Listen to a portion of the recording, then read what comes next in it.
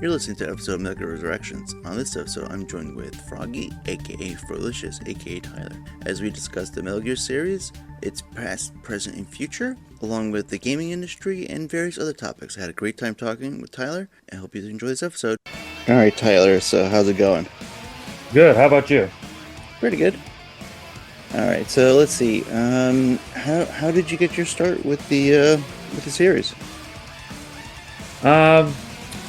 Well, I always known about the series, but I didn't really care about it until I got to a certain age, probably like, I'd say 14, 15. I have a friend who just would gush about the series constantly during our Black Ops 1 days and just constantly talking about it. And I'm like, yeah, well, I wasn't really into stealth games, not until pretty much until Assassin's Creed came around. And then I started to get into stealth games, more single player games in general, because I was just like, okay, multiplayer is cool and all, but I need something a little bit more. So around the time, maybe before even Metal Gear Solid 5 was announced, I had said, you know what, I'm going to get into this Metal Gear series. I could try it out. I'll buy the collection. And I bought the collection, the Legacy Collection, like before it went up in price. So I bought it at like a normal $40. And then like maybe a year later or around that same time, people started, those started shooting up in prices because of Metal Gear Solid 5 being announced. So I thought, wow, I just came in at the right time. So I played the way they came out because, that's technically the quote-unquote right way. And as a joke with me and my buddy, till this day, I still don't technically know the end of Metal Gear Solid 2. Like, I know what it is, but physically, I have yet to see it because I fall asleep every time I finish the game. And I've only finished the game like twice in my life. So the joke is between him and I, it's like, nope, I don't know what happened. And he'll like explain the last scene. I'm like, yeah, that never happened. All I know is that I fought my dad on top of a ship, and that's about it.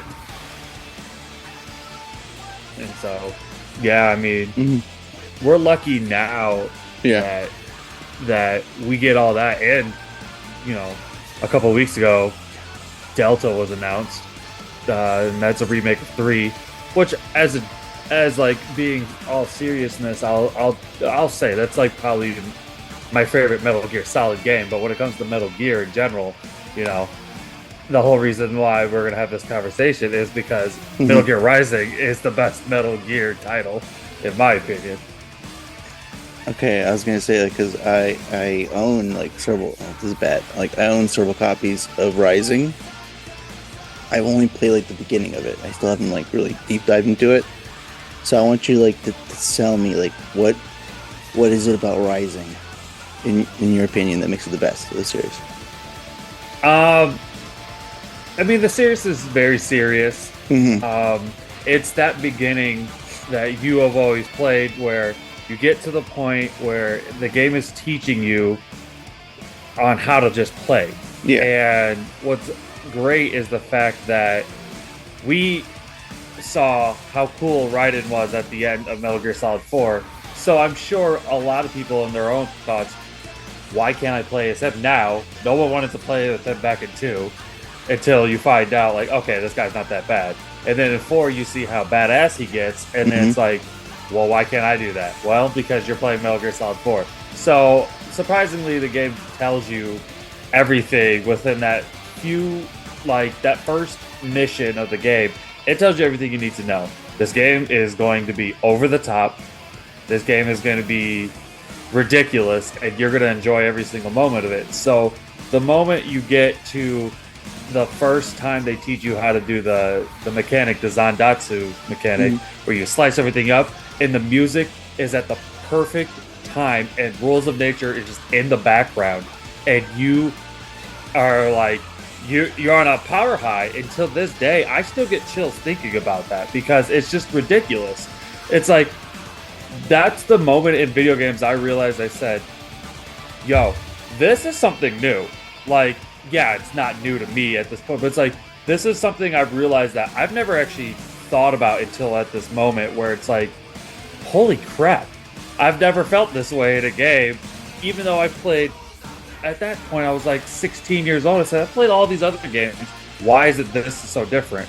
And so I continue on in the game. You're fighting all these people who are, they're just like you in some way.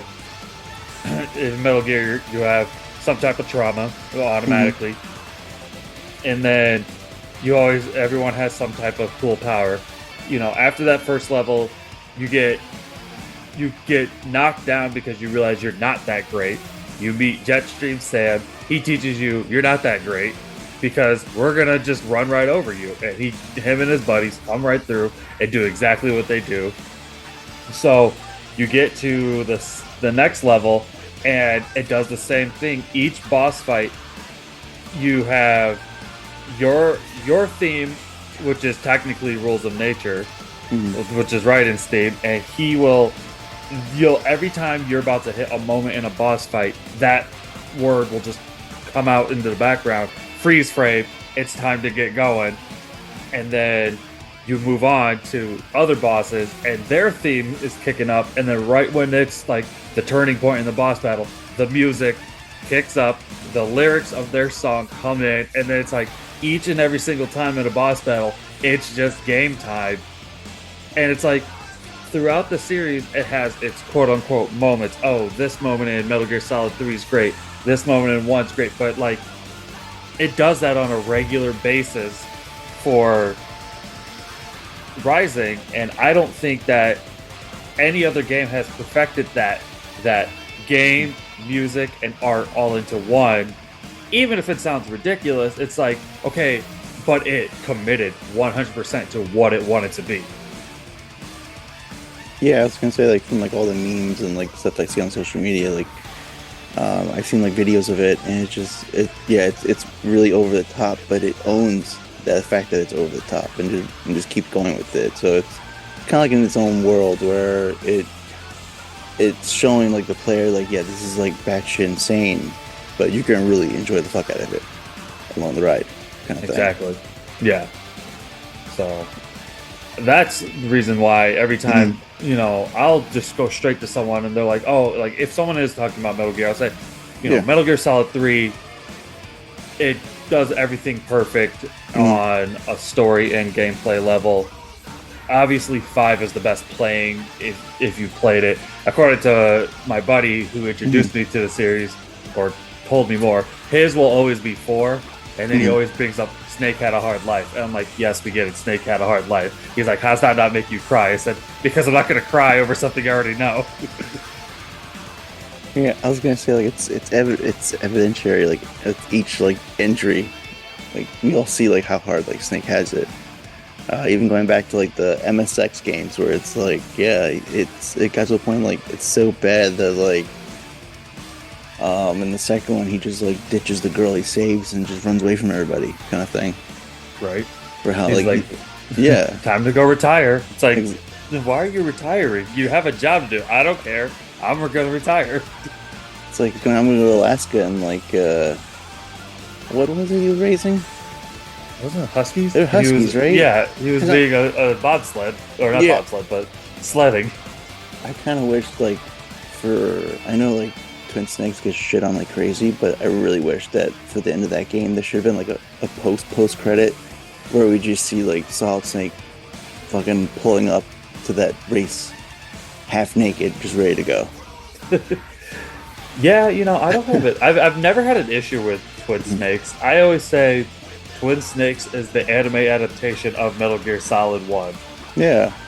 It's like, this is what because honestly, at that time, I think that's the only time they'd be able to get away with it. If they were to come out today, it's like, it would be more serious. It would be more, and so I think it was like a perfect, like, well, first of all, it's on the GameCube. It's like, why is this military action drama doing on the GameCube? And it's like, and then Nintendo's like, hey, listen, we're gonna really throw a couple curveballs at them, all right? We're gonna do some weird stuff in here. It's like, all right.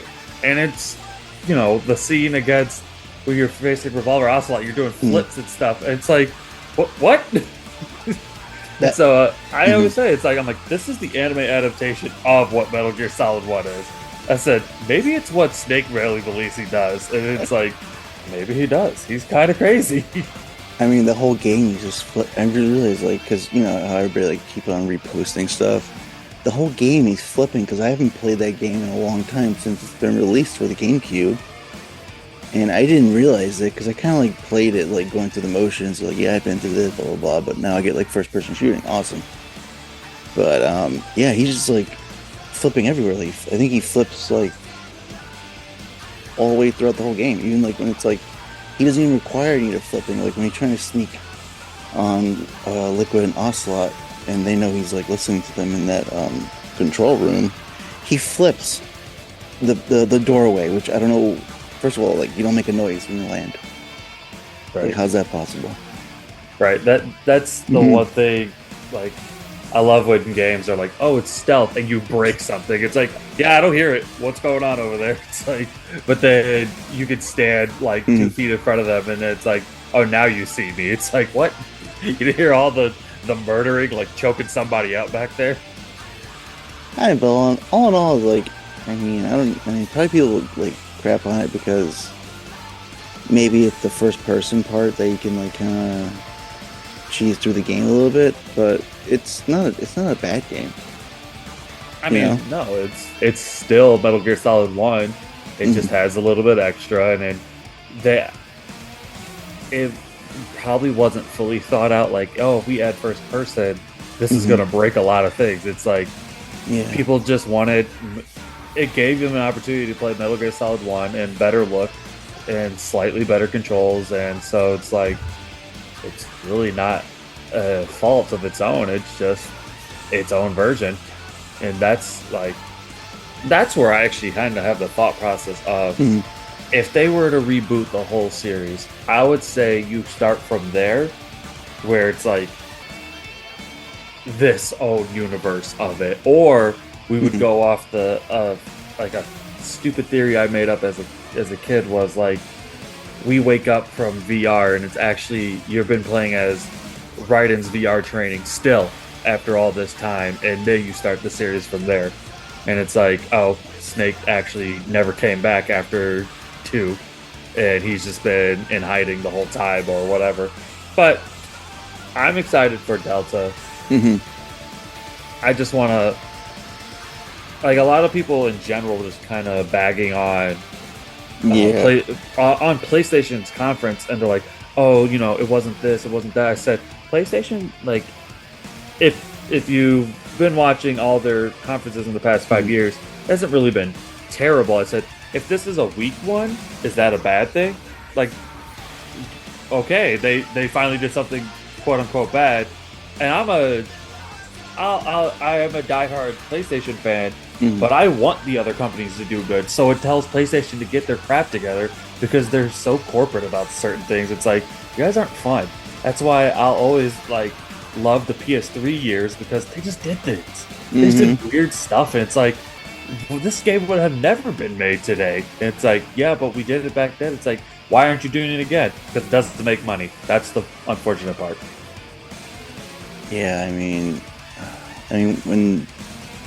when Delta got announced, I was both kind of relieved, but then I was also like, oh crap! Like all the people online who were like constantly saying like, my sources are telling me that it's gonna be a Metal Gear Solid 3 remake, and that's been like the rumor that like has been spouted for like several years now, and I was like, I don't want to hear from them. I just want to just like basically bask in the glory of like, oh yes, we have a remake. Like it's been a while since we've had a game, and it's pretty exciting to like the fact that like we're getting a remake, and it's basically the one that like pretty much what everyone's been asking for, and that was like the third one, the story that starts it all. And so like I was pretty excited and pretty like hyped for it, to tell you the truth. Yeah, no, I mean this can go one of two Mhm. ways. They can go a Resident Evil way where Yeah. it's telling the same thing but changing some stuff up, or they can just do like kind of what Metroid Prime Remaster just did. It's like, oh no, it's the same exact thing. It just looks prettier. And so, honestly, that it can only go up from there. Yeah, now it sucks because Konami, they're just starting to make games again, and it's like they've been they. I mean, financially, I get why they were doing pachinko. It was making them tons of money. Yeah. And it sucked that they wasted the Fox engine the way it was because now it's kind of out of date.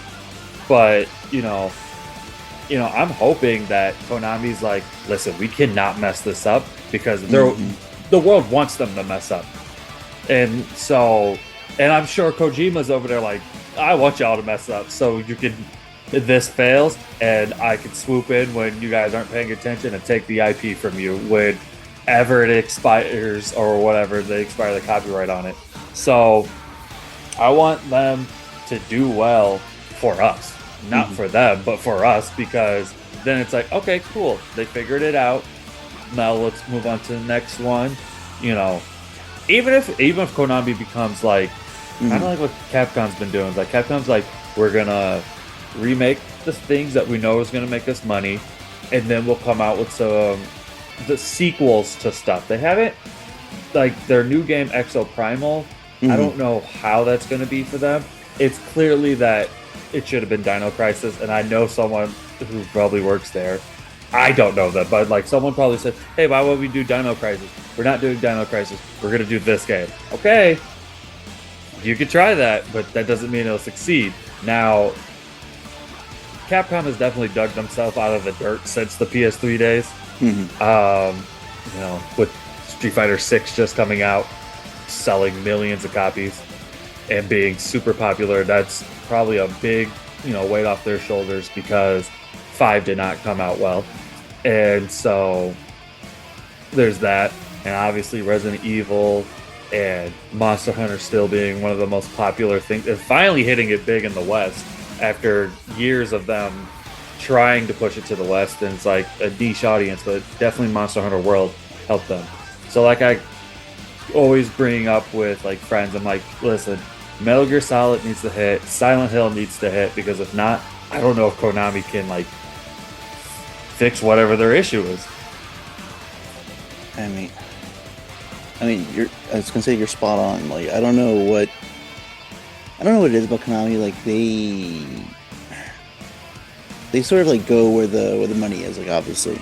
And so, like you said, like the pachinko machines were like really hot, and I'm trying to remember like there was something that was going on regarding that, basically what we consider like gambling, but they don't consider gambling. But I think there were some kind of like new rules that were like set out that was gonna like hinder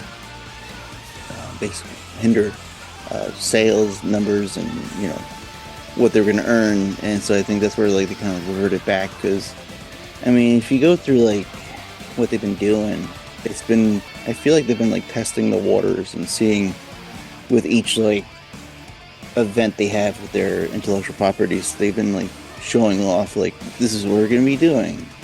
And a lot, you have the hits and misses. Like, you obviously had the Castlevania thing where they got shitted on for introducing an NFT for their like, anniversary, but then they had like a really nice basically outsourcing Teenage Mutant Turtles Cowabunga collection, and then fans of that gaming series like came out and like really clamored and showed support that like this is something that they were looking for, especially like the work that they did on it, where it's like they enabled online gameplay for the fighter games and stuff.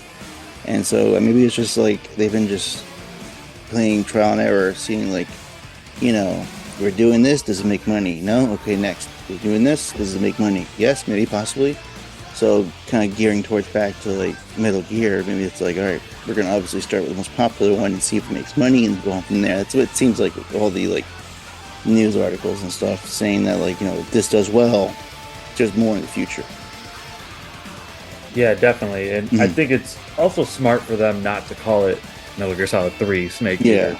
It was definitely smart for them to go with Delta, because you put the number 3, people are going to be like, well, what do I have to play 1 through? No. It's like, well, okay. We're a lot, people are a lot smarter now than the gaming companies think we are. They think that we're still in like 2005 sometimes with our brains. And it's like, no, if we have questions, we will look it up. If not, we have friends who have the answer. And if not, there is plenty of places to go to find that answer. And so it's like they call it Delta, and it's like here, it sucks that from what it sounds like, it's not going to be a full re-recording of things, and they're just kind of going to rip what they have. But again, it's an opportunity where if it sells well, maybe the next one they work on can be a full remake. And there's like, companies like Konami, Ubisoft, and like sometimes Square, they just kind of just release stuff to see who's going to buy it. Yeah. And if it gets bought, it's like, okay, we'll continue with that. Unfortunately, Ubisoft, they it seems like all they want to put out is Assassin's Creed, and I love Assassin's Creed. Yeah. But I did not play Valhalla because I put 150 hours in the Odyssey. I said I cannot touch this next one because it's just going to be more. And that was with base story and all the DLC included. But I said I put so much time into that game, and it's like I don't want to do this anymore. So I'm kind of excited that the next one's going to be short.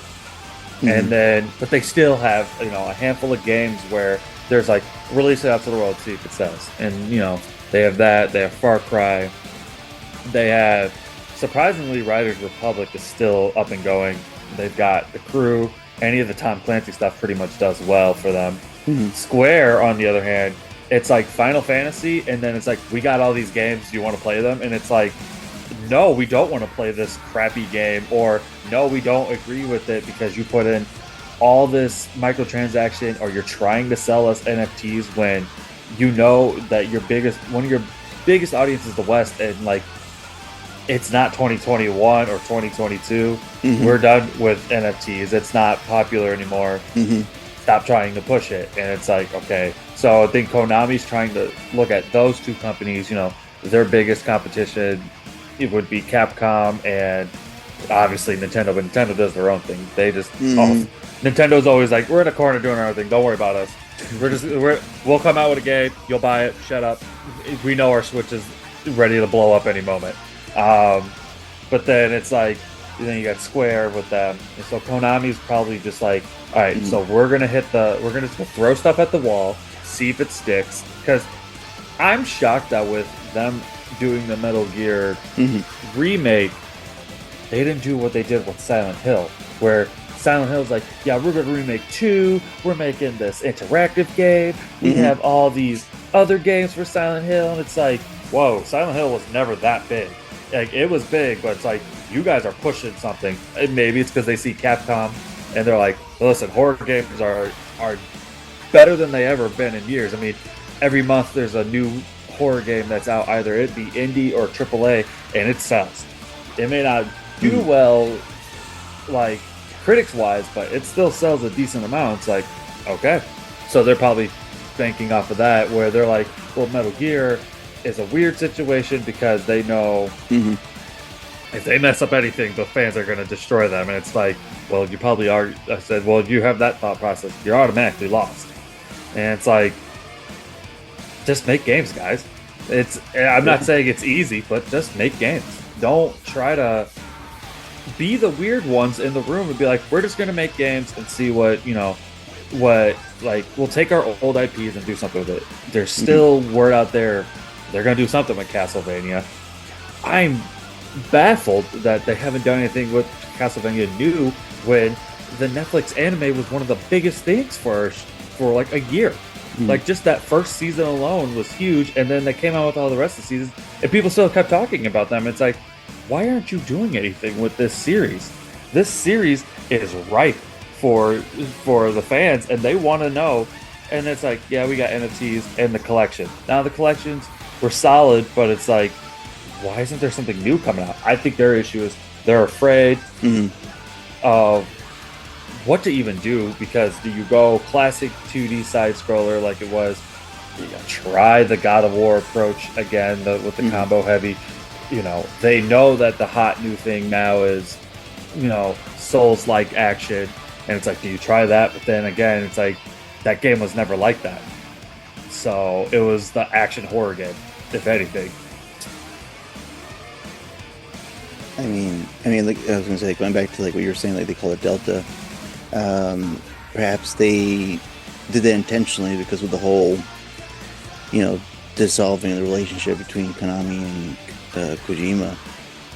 Maybe they didn't want to like infer. Obviously the fans would know. This is the third one. This is the third entry. But maybe to entice newcomers, sort of like hide what was the past. And the past was that like Kojima's name was like all over this game all the time.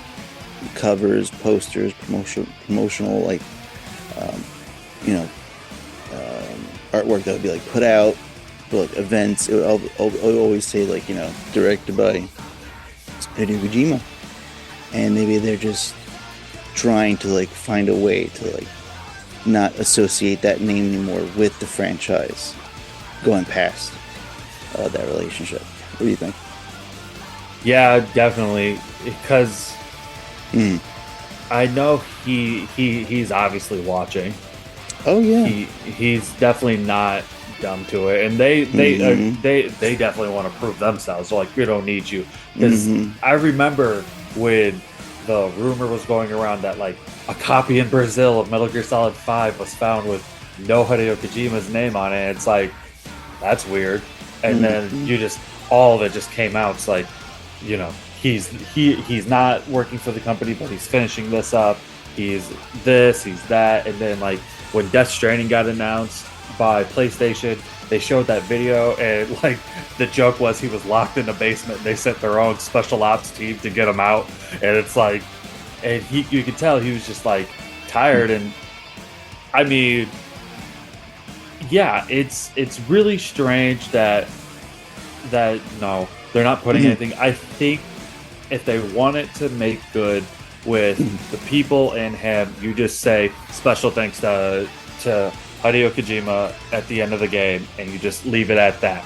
You don't have to do anything else. At least you just acknowledge that, he was a human being. Art by Yoji Shinkawa. It's like, we know these names because of this series, and Yoji Shinkawa's artwork and Kojima's crazy brain made you billions of dollars. The least you can do is, or just thank you to the team that started it, years ago. Something like just a quick message. Yeah. It doesn't have to be, this grand thing. We also don't have to be a jerk and backhand and say, nope, we did this all by ourselves.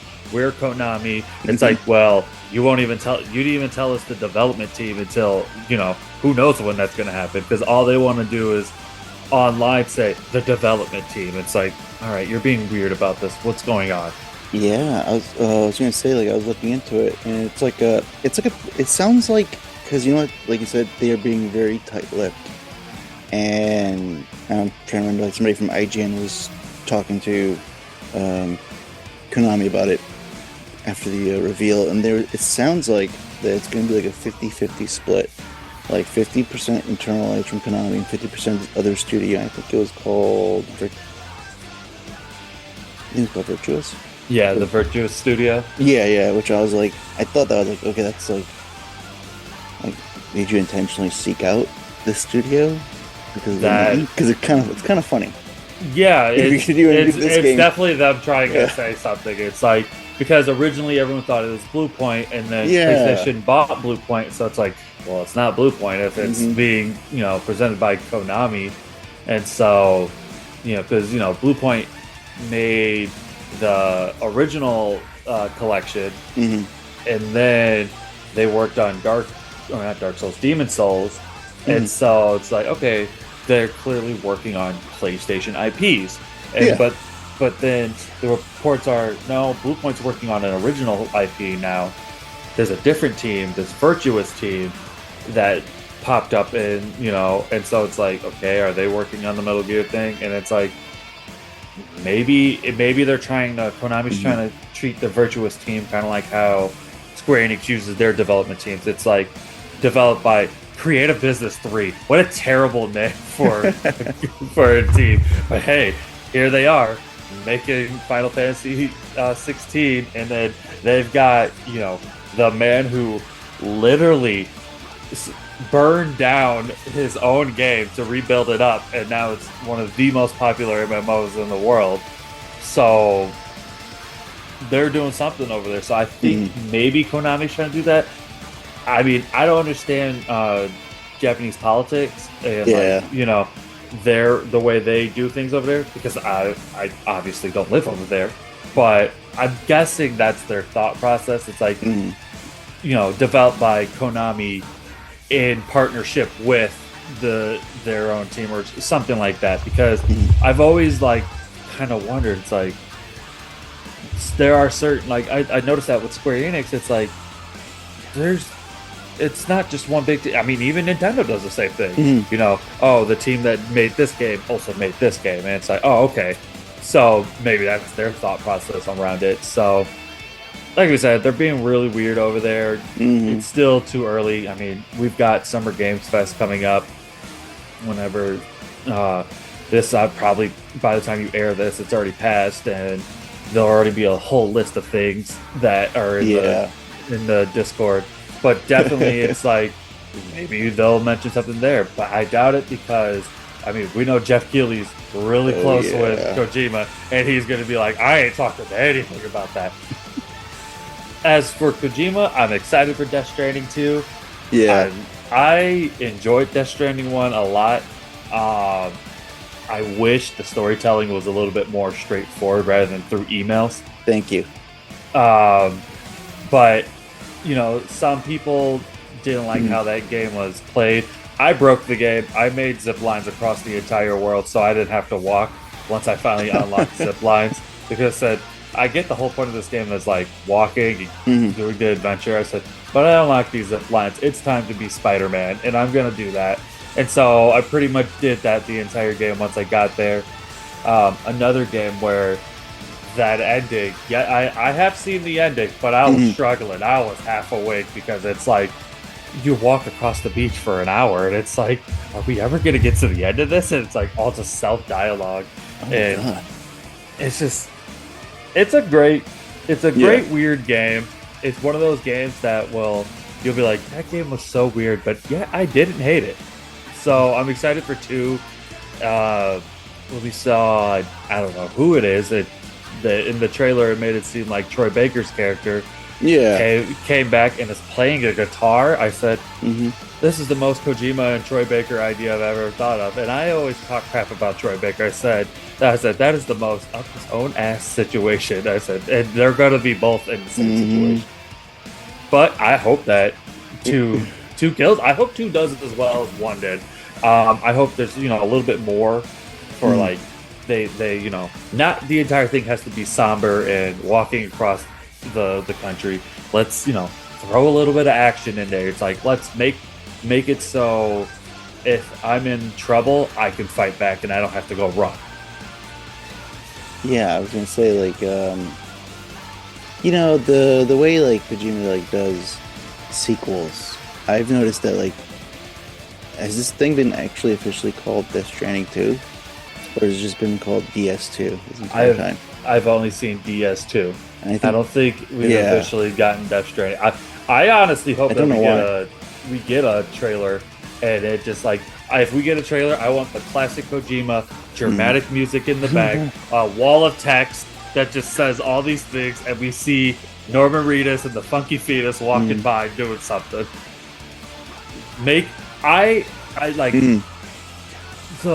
the feeling that I get on the inside of like the certain game companies when they're doing the right thing when they're showing the games, but they continue to just give you breadcrumbs. Not that abandoned crap that's going around. That is not, I don't know what that is. And every time it's brought up, I'm just like, please, just disappear. Or just come out and say who you are. Stop trying to like hamstring the fans along and say, oh, we're not Kojima. Then what are you then? It sounded like a Ponzi scheme or some embezzling thing is happening over there. Well, I shared in the Discord today that game, what was it called? The survival game, and it's like everyone like, this game's not real. This game's been talked about for years. Right. Yeah, yeah, yeah. I forget what it's called, but like The day before. yeah, for some reason when you share that clip, I was watching it. I was like, why is I Am Legend a video game here? Exactly. I'm like, I thought this game was supposed to be more of a like Days Gone mixed with Mm, like Escape from Tarkov mixed with like whatever, zombie survival game out there. I said, and why is there a Lamborghini in this game? It's like, what is your? I think it's just all unreal assets that they're being used, and hmm it's not real. The game's not real. If it is real, I don't know what they're gonna do. Or it'll be one of those games that releases beta. It stays beta forever. Um, yeah, I was gonna say like yeah, because this is definitely gonna like publish like after the summer games, and I was just laughing that like Jeff Keighley was like just going nuts when Delta was announcing. He was just like, "Who is the developer behind this? Like who?" I was Right. like, "Damn!" I was like, "Well, they're not gonna talk to you probably." 'Cause you're Of all people, they're definitely not going to talk to him or Kojima. Like, we know you're cool with him. We heard you slander us back at the Game Awards. And it's like, well, yeah. you deserved it. So yeah, he did slander you guys. And so I, I'm excited Mhm. for what the future of Konami is because more games just means more fun for us. Oh yeah. Um, but the games have to hit, and that's the problem. It's those companies that I Mhm. mentioned, the Squares, Yeah. the Konamis, and the Ubisofts. They are. It's like anytime I hear any reports, I'm like, when's the report that they're about to be sold off to somebody? Mhm. That's because those companies are like, I don't know how you're staying around.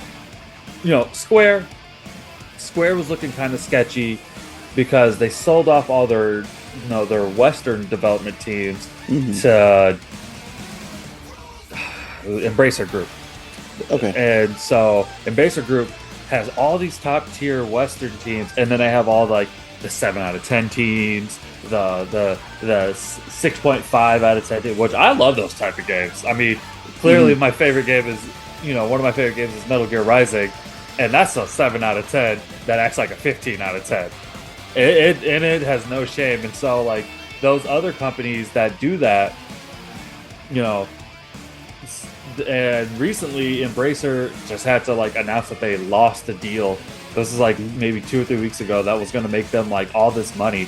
So, I mean, I don't think there'll be any panic. But it's like Mhm. Square selling off those Western teams. It's like, what does that mean? It's like, while it turns out that they're financially kind of weird, but it's like, okay, well, maybe you shouldn't put your money into NFTs, and maybe you should put your money into games. You know, Yeah. you always say, "Oh, we got these games," and it's like, well, a lot of your games are like they have like 3 or 4 farming sims, and it's like, what do we? I get farming sims are popular, but what does the world need that many farming sims for?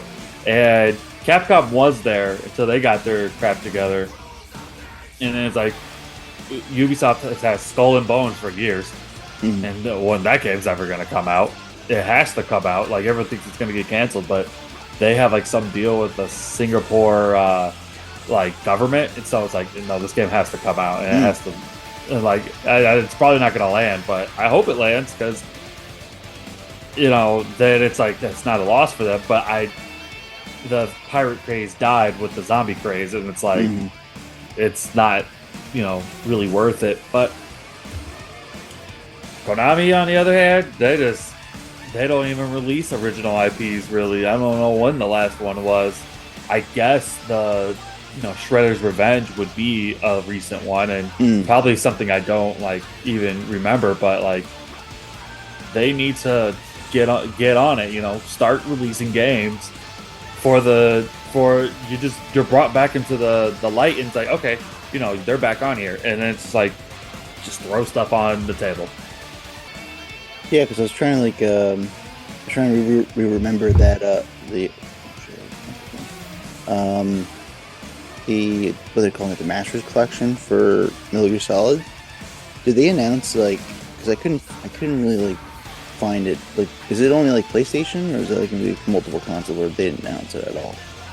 Um, So after they announced it, I think I think it's going to be everything because I know Yeah. after that whole PlayStation thing, a lot of the games they showed, Xbox says, "Oh yeah, we're having these also." And so if it's Yeah. going to Xbox, Patrol.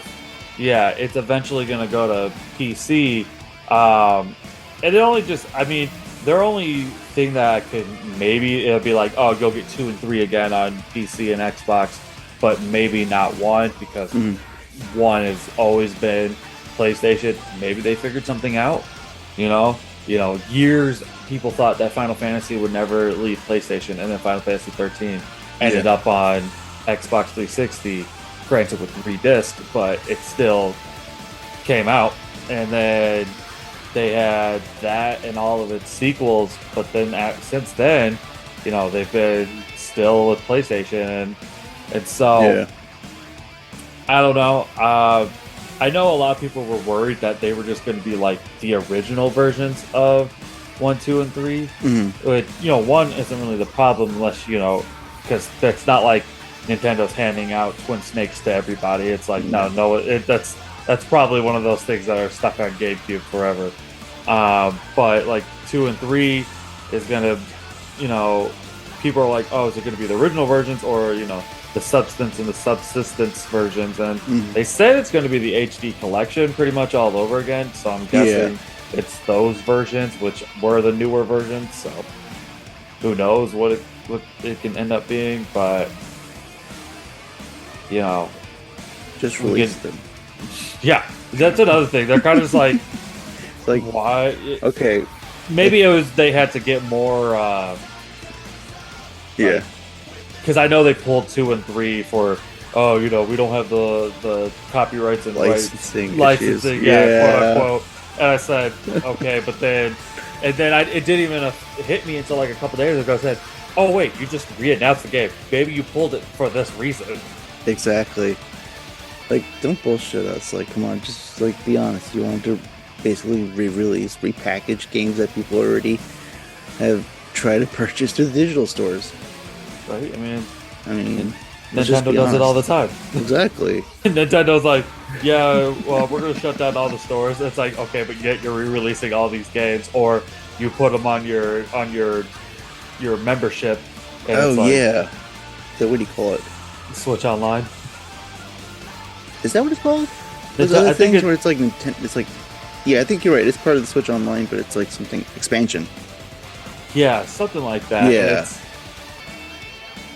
it's just weird that I don't even know why we accept that. It's bullshit, man. It's like, I guess I'll buy it again, whatever. And it's like you don't want to be that guy, but it's like at the same time, it's like that was really crappy. And some people stand their ground and they don't buy them. But then there's people like me who's like, I just want to play this game again on something newer. And so it's like, well, here we are. And I wish the secondhand market wasn't so ridiculous, especially with like certain things. It's like, I'm lucky enough that a lot of my secondhand things that I've been buying in the past is like PS3, PSP, just because it's like those haven't hit that area yet. But it's like, I look at games that are, Super Nintendo, and it's like, why is this game so expensive? And it's like it'd be different if it was like a limited like run of those games. It's like, oh, only this amount of games, but it's like, why is this game so expensive? Why aren't we giving everyone the opportunity just to buy this game and play it? And so that's a lot of the issue too with like Nintendo. They're the worst because it's like, yeah, well, I still to this day will never understand why Mother 3 never came West way, and they know how popular. Nintendo knows how popular that Earthbound / Mother 2 did, and they know damn straight that Undertale was at one point one of the biggest things, and it's like, well, we all know Undertale was inspired by Earthbound and Mother. Why aren't you guys just saying, oh yeah, we're gonna re-release it? And they re-released Mother 1 and Earthbound on the Nintendo Switch Online, but it's like, why are you gatekeeping 3 from the people? You don't even have, you can hire some person online to translate 3 for you because they've already done it. Just find that and just send it out to people. It's just so weird that they do that. So many companies in general, they just like they're just afraid to do something. And it goes back to, well, it's the money situation. Like, I get that, but it's like, just put it out there for $20. You're gonna make money, but I'm not a financial wizard, so I can't say, well, if you put it up for $20, then somebody will buy it for this and make that amount of money. So it's weird.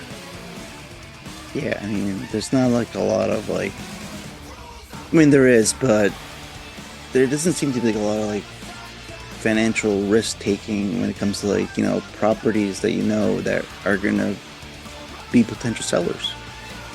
And I don't know. Maybe it's something that's like, maybe something that's like culturally and business wise on that end of the world. Something I can think of. That, but it's like, Sony may be a Japanese company, but it's pretty much been westernized since the end of the PS3, and so they definitely it's just, I think what it is that they're investors. They go up to them and say, hey, if we were to do this, would you back it? No, we're not going to back that. We looked it up and it didn't sell well. Okay, but like, did you look past the sales? Did you see what the people were saying? The fans are saying, hey, we want this. And it's like, yeah, well, we're not making money off it. It's like, okay, well, you won't know if you're not making money until, even if you were to put like, hey, if this amount of people buy this, we'll release it. And it's like, even if you got to get pre-order numbers to a certain point, it's like, we'll release it. And if not, refund. But again, like I said, I'm not the financial guy in their situations. I don't know what is, hey, this is the reason why this game releases. And it's like, okay, but why did you release this game then that you knew from the start wasn't going to sell well? And so we're stuck in a situation where we're just like, hey, we want to play this game again. Or, even Nintendo being weird with the Wind Waker HD and Twilight Princess HD, that it's pretty much been confirmed that it's already been made for Switch, and they're just like kind of holding on to it. And it's like, what are you holding on to it? This is going to do well, right? It's like, Zelda right now is one of the hottest properties in the world. Yep. Why not do the 1-2 punch? Well, if we sell this, then people aren't going to buy the new one. You don't. It's like, yeah, people will probably buy both. Yeah, exactly. We could buy it and like just have it like downloaded and like, I'll play it later. Right. Like, I'm on to the new stuff right now. And Nintendo, of all people, no, their prices on their games don't drop below 40. No. So, yeah. So that Nintendo tax is always going to be there. And it's like, okay, then just release these games to the world. I was really shocked with them when they announced and released Metroid Prime Remastered, because I'm like, oh yeah, I said, that's not a very Nintendo thing to do. And they just said, well, it's out and you're going to buy it. It's like, yeah, I'm going to buy it. And I did. So it's like, I'm surprised they haven't done that with 2 and 3 already. I'm like, are you waiting for something? I know they don't want to get them to hit with other releases. So it's like, we have a clear window here. We're going to sell this amount in this amount of time. Their next big thing, I think, is Pikmin 4. Yeah. And, I've never been into the series, but I said those games sell. They unfortunately 3 didn't do well originally on the Wii U, but I'm pretty sure the re-release did well enough for them to be like, all right, let's let's fully develop 4, let's push it out there. I miss the years of gaming companies willing to take the risk, and that's because the cost of making things have only gone up.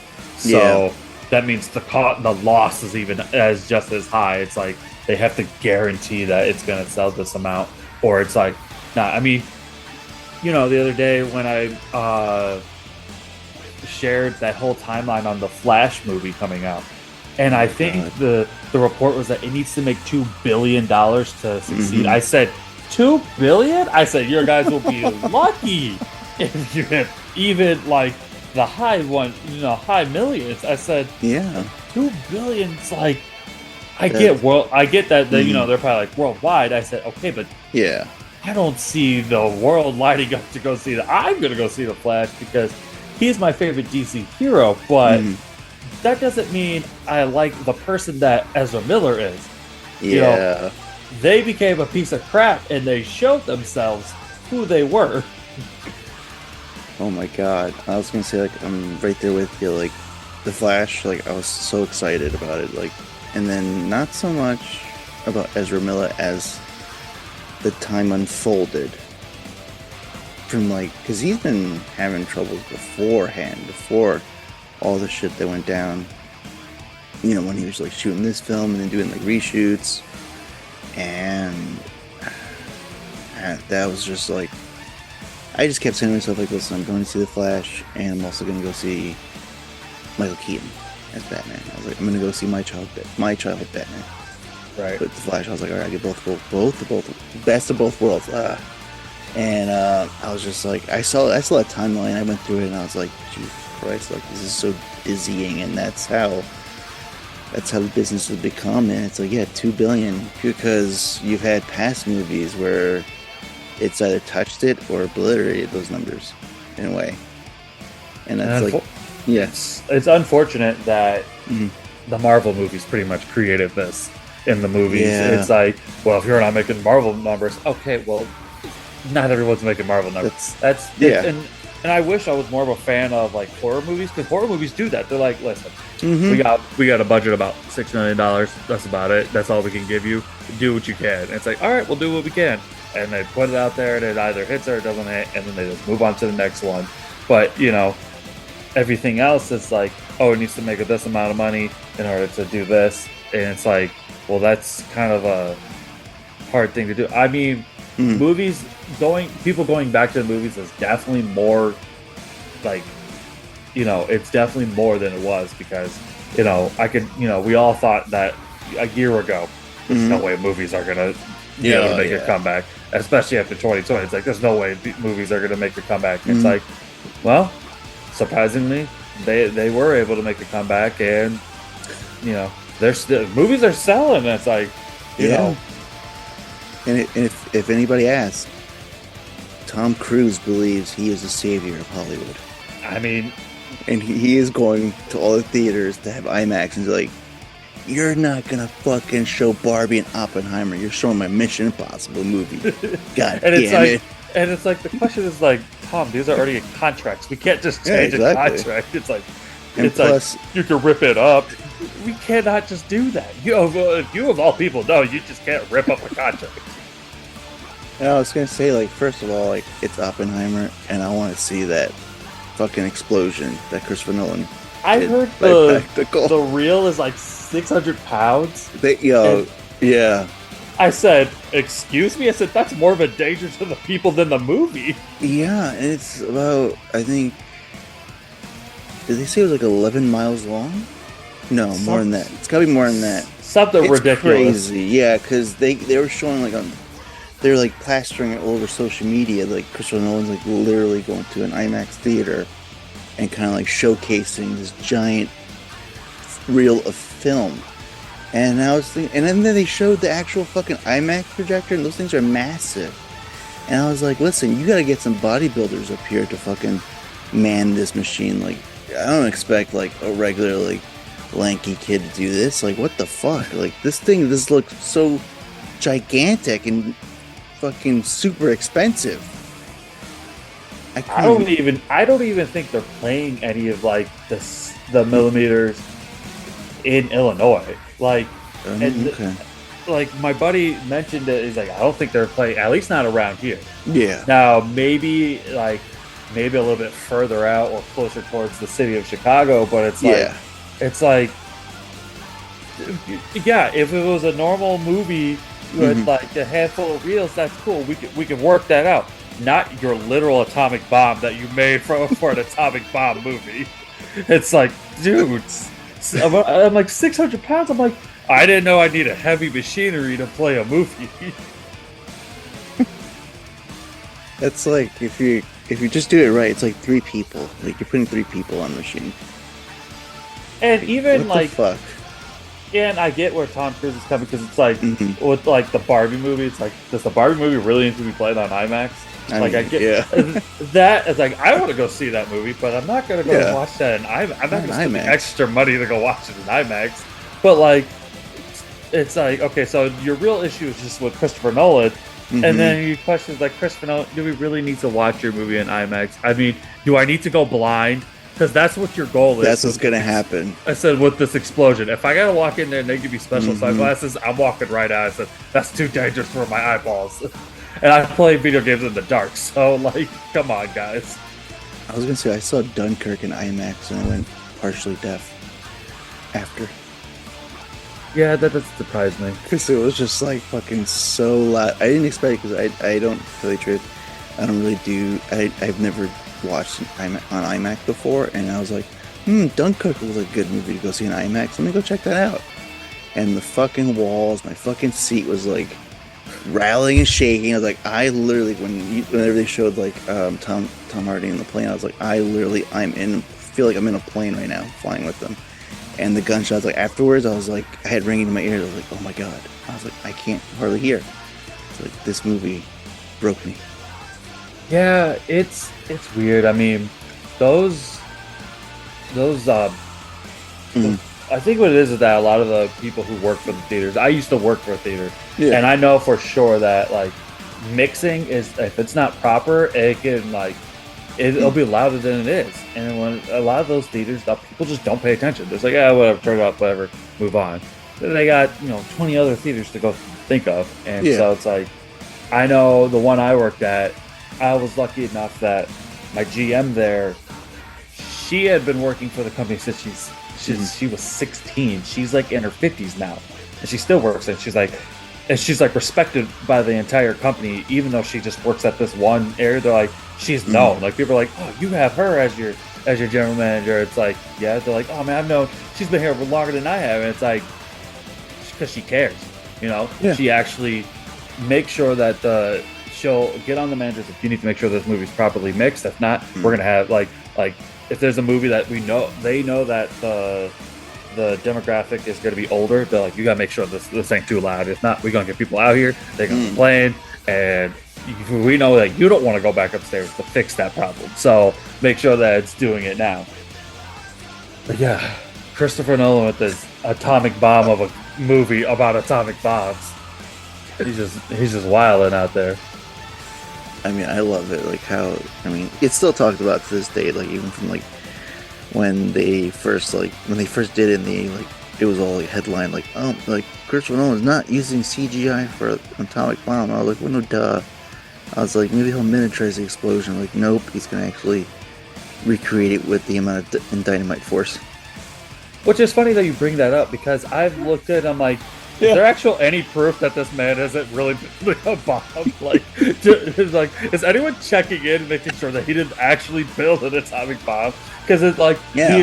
how do you put off an explosion that big without messing up the entire ozone layer? Because last time I checked, not only are atomic bombs dangerous to people, it's also dangerous to the entire planet. And I can't imagine Christopher Nolan would try to sacrifice the planet for the all in the name of like filmmaking. I can't see that happening. As much as he loves filmmaking, I can't see him like, I'm gonna set off a nuke right where they did it actually for the Manhattan Project. But like, yeah, he for doing the movie, I think he had like, obviously, what was it? It was I think it was the Department of Defense like clearance to look into the project and see like how it was done, and look into the notes of the scientists of the time, and using the scientists of today just basically recreated with dynamite, and that was like what they did. But all the headlines were saying was that like Christopher Nolan he made a bomb. yeah, like Christopher Nolan has a nuclear bomb, and I was like, these headlines make it sound like he is a real life Bond villain. And that was like one series that he tried to like get into, and they said no. They have creative differences. I was like, what that would look like. I think pretty sweet. He'd probably figure out something with time involved, and it's like, oh, you know what? If you just pretty much would be watching whatever his last movie was. Tenet? Tenet. It would just be That that. was But freaky. I watched that. I still don't get it.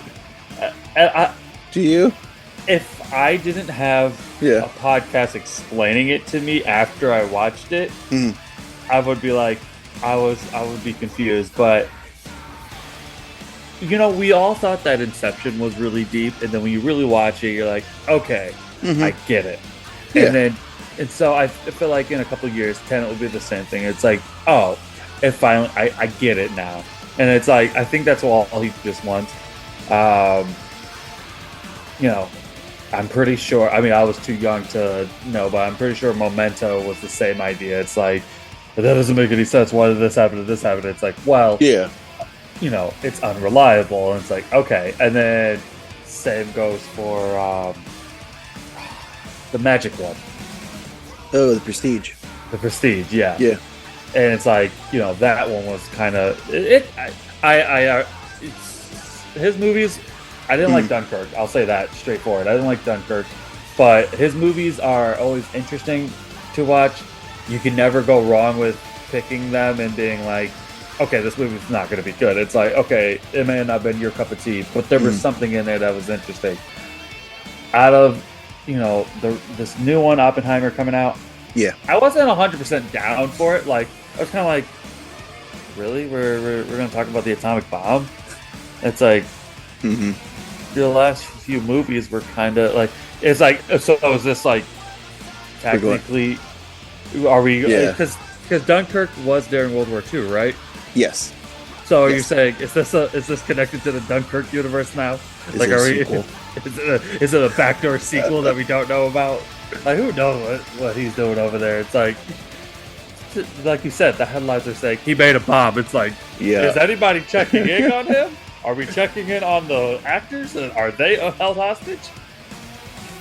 I mean, that was just hilarious. Like, and I mean, that just like goes into like how like social media kind of like twists and spins and churns out like catchy tagline, get people to click on them. And I think that was like pretty much the message of Metal Gear Solid 2. So here we are. Exactly. No, it's the memes, the clickbait, the news. Anybody, anytime, The people rumors. are like, oh, did you hear about this? Was that the clickbait that you read, or was that the full article that you read? Because you should make sure that you read the full thing. Always get multiple sources before you go out there and feel really confident about what you're about to say. Did you hear that Abandoned could be a potential Silent Hill game? I mean, it was Kojima was supposed to make a Silent Hill game, so who knows what it could be at this point. Yeah, that guy like who was like being filmed, like Kojima was like filming him. Remember? I remember those memes where like Kojima like had a gun on him and he was like filming him to like tell him like I am not like Kojima's not doing this. I am not Kojima. I'm like, oh my god. And then it was nothing. It was a trailer. What was it? 30 seconds maybe? It was. I don't even remember. I think it was like 15 seconds of actual footage, and then like another 15 of just like post credits and all that. And it's like, what are you? I still have the stupid demo on my PlayStation 5. I don't know why I still have it. I should delete it, well, but I'm worried if like, oh, we're gonna update it, and one of these days Exactly. we're just gonna get an update. Like, what? Yeah, they say like don't delete it. They're like, we're gonna update it and we're gonna get you more. I was like, okay. Well, that was a year ago. No, like I mean, I remember that craze too, where like people were going nuts over like a clip of like somebody walking. I was like, what are we doing here, folks? Like, what are we getting excited over that? Like, are you like this like hungry, this thirsty for this? Like, what happened? I just laughed. I just like I got into arguments with people online, but I was like, I'm just gonna like sit here and just like see what happens.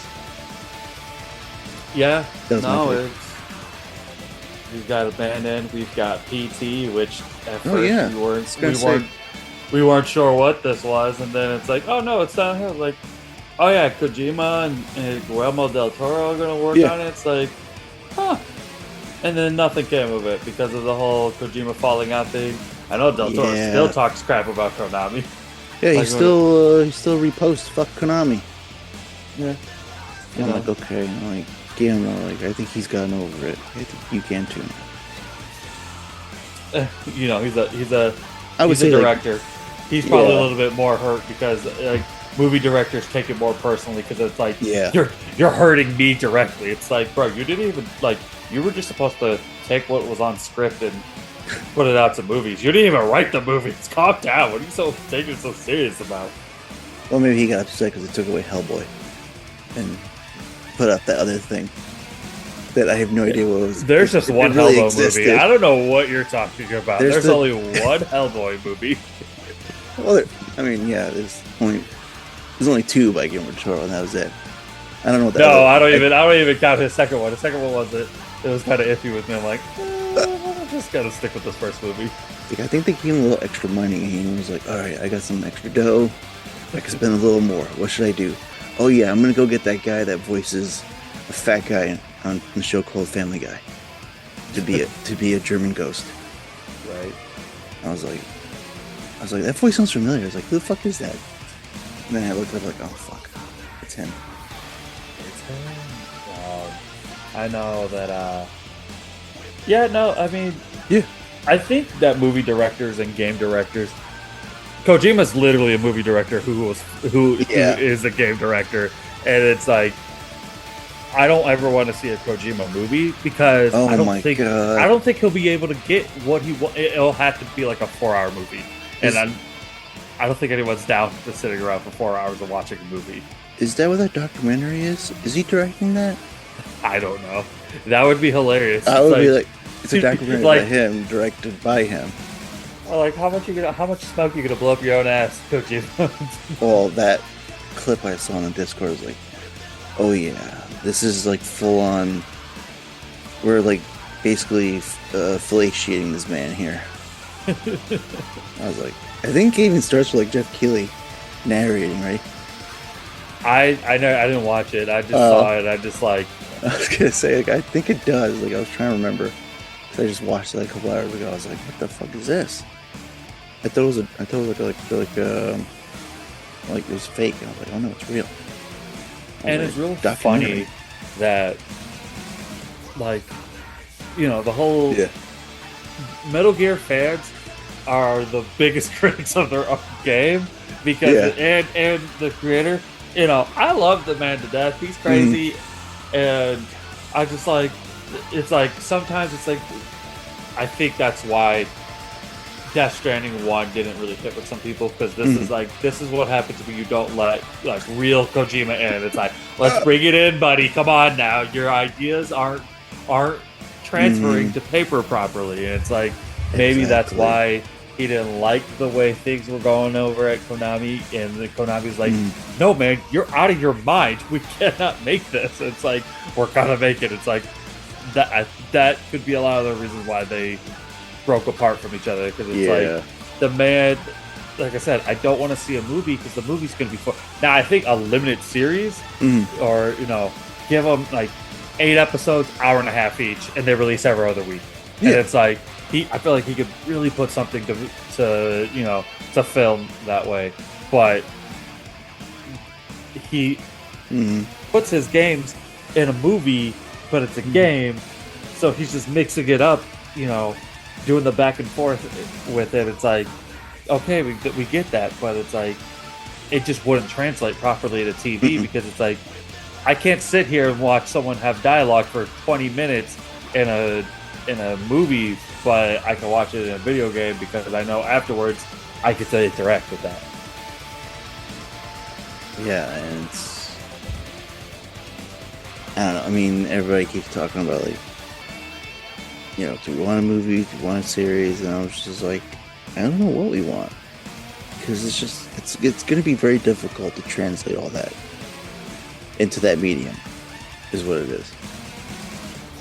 Yeah, I mean, he was able to do it with Metal Gear, and somehow that worked. You know, Yeah. those were literal spy thriller movies it put into this drama, and somehow it worked for the amount of games that they did.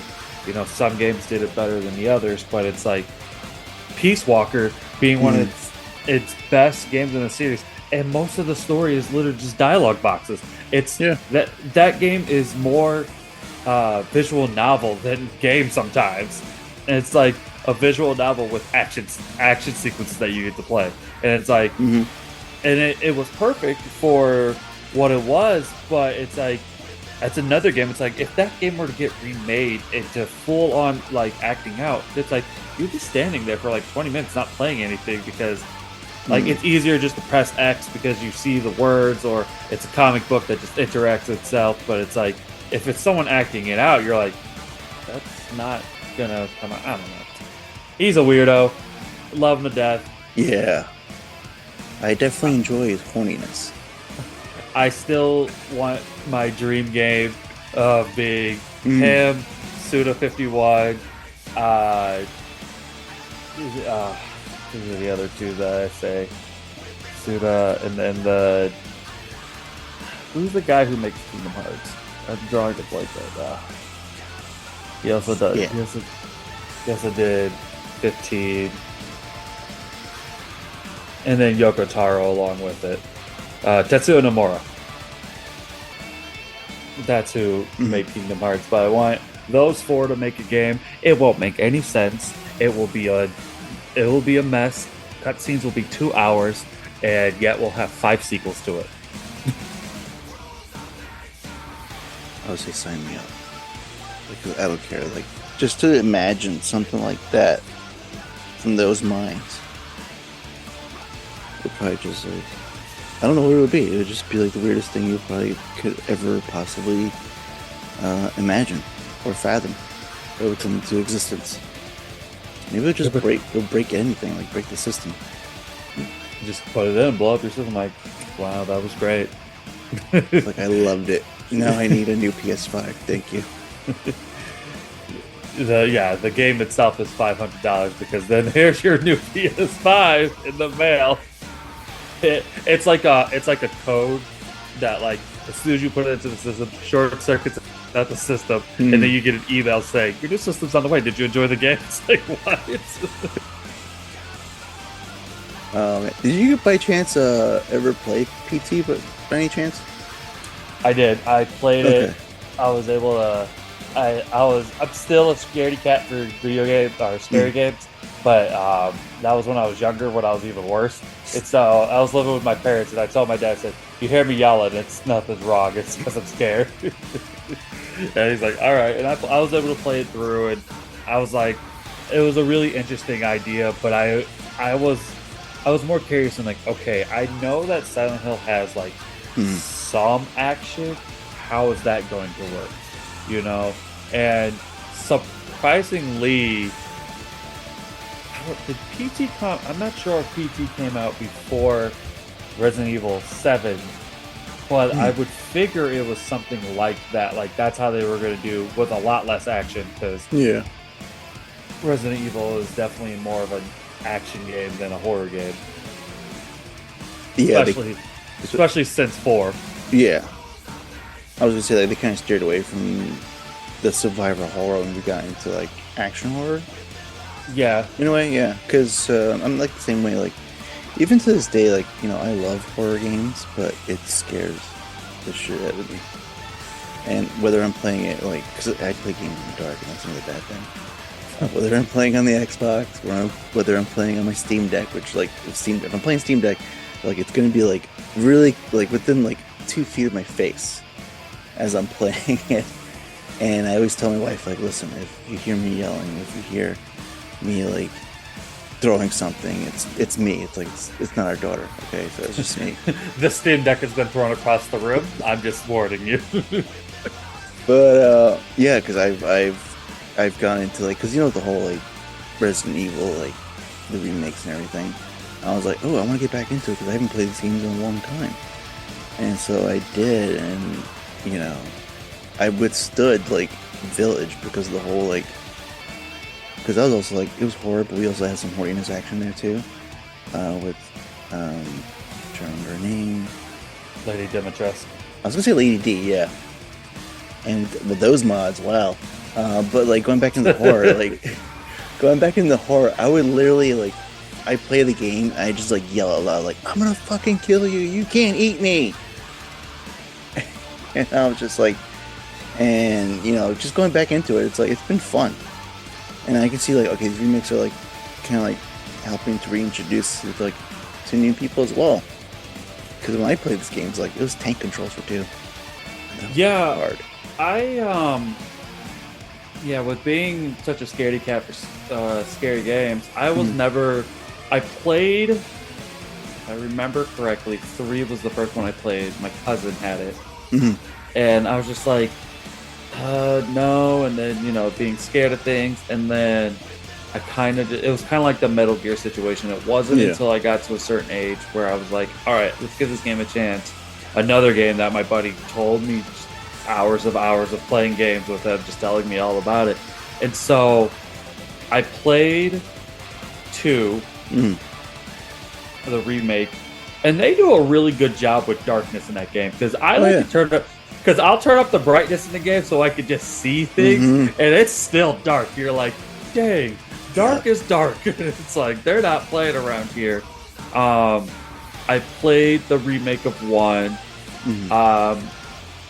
I love 3. I know a lot of people didn't like the remake of 3, but I felt like 3 had a perfect balance of, you're gonna be in a fight, it's gonna scare the crap out of you, but you're gonna make it through, because you'll have just the right amount of ammo, and you won't have to worry about it. And as I'm playing through 4 right now, like I said in Discord the other day, I'm just like kind of annoyed. Every room I go into, there's like 6 dudes, and I said, we complained that 3 and 5 were too much action, but it's the same exact thing, just everyone speaks Spanish, and they're not zombies. I said, they're just plague members, and I'm just like, I love 5. I think I love 5 more because it's co-op, and nothing is gonna like...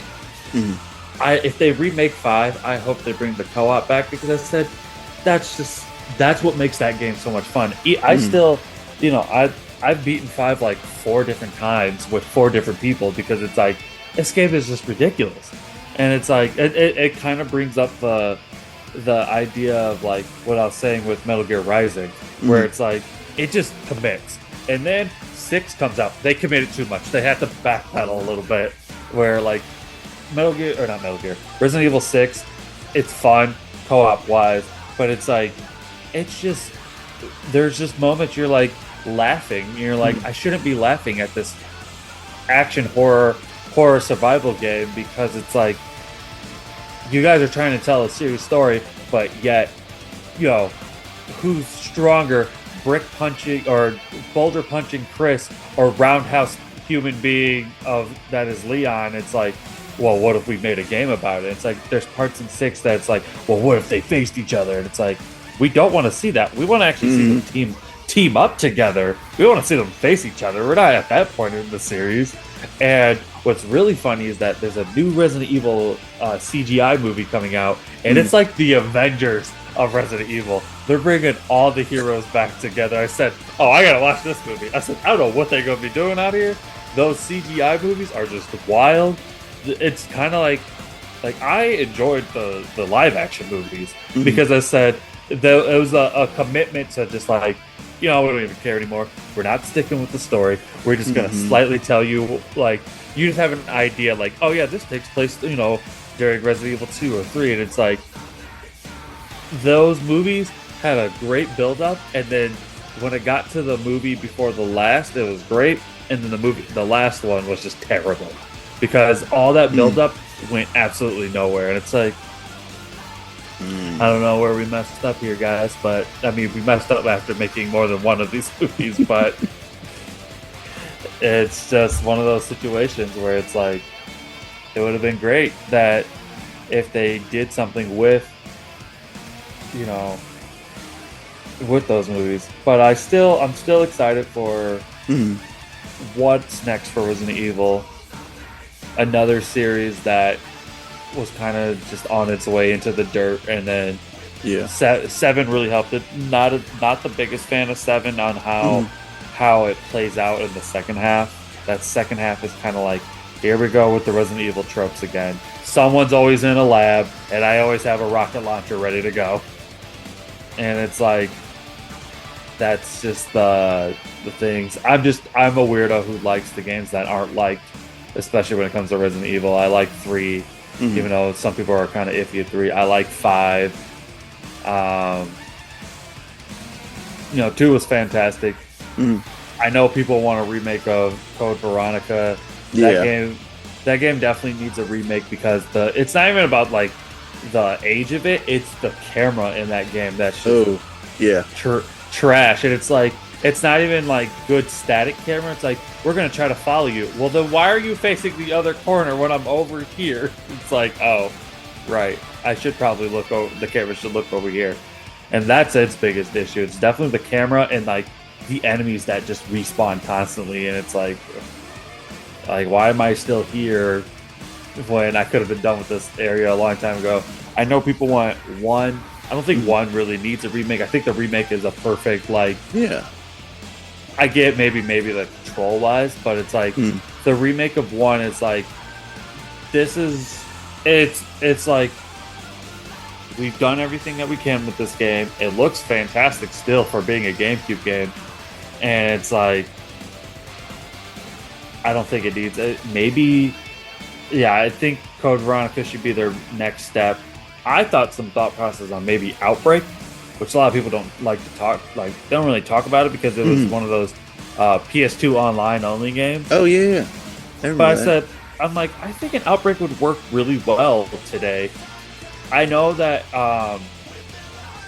it was Resident Evil Resistance, the multiplayer to 3, I think.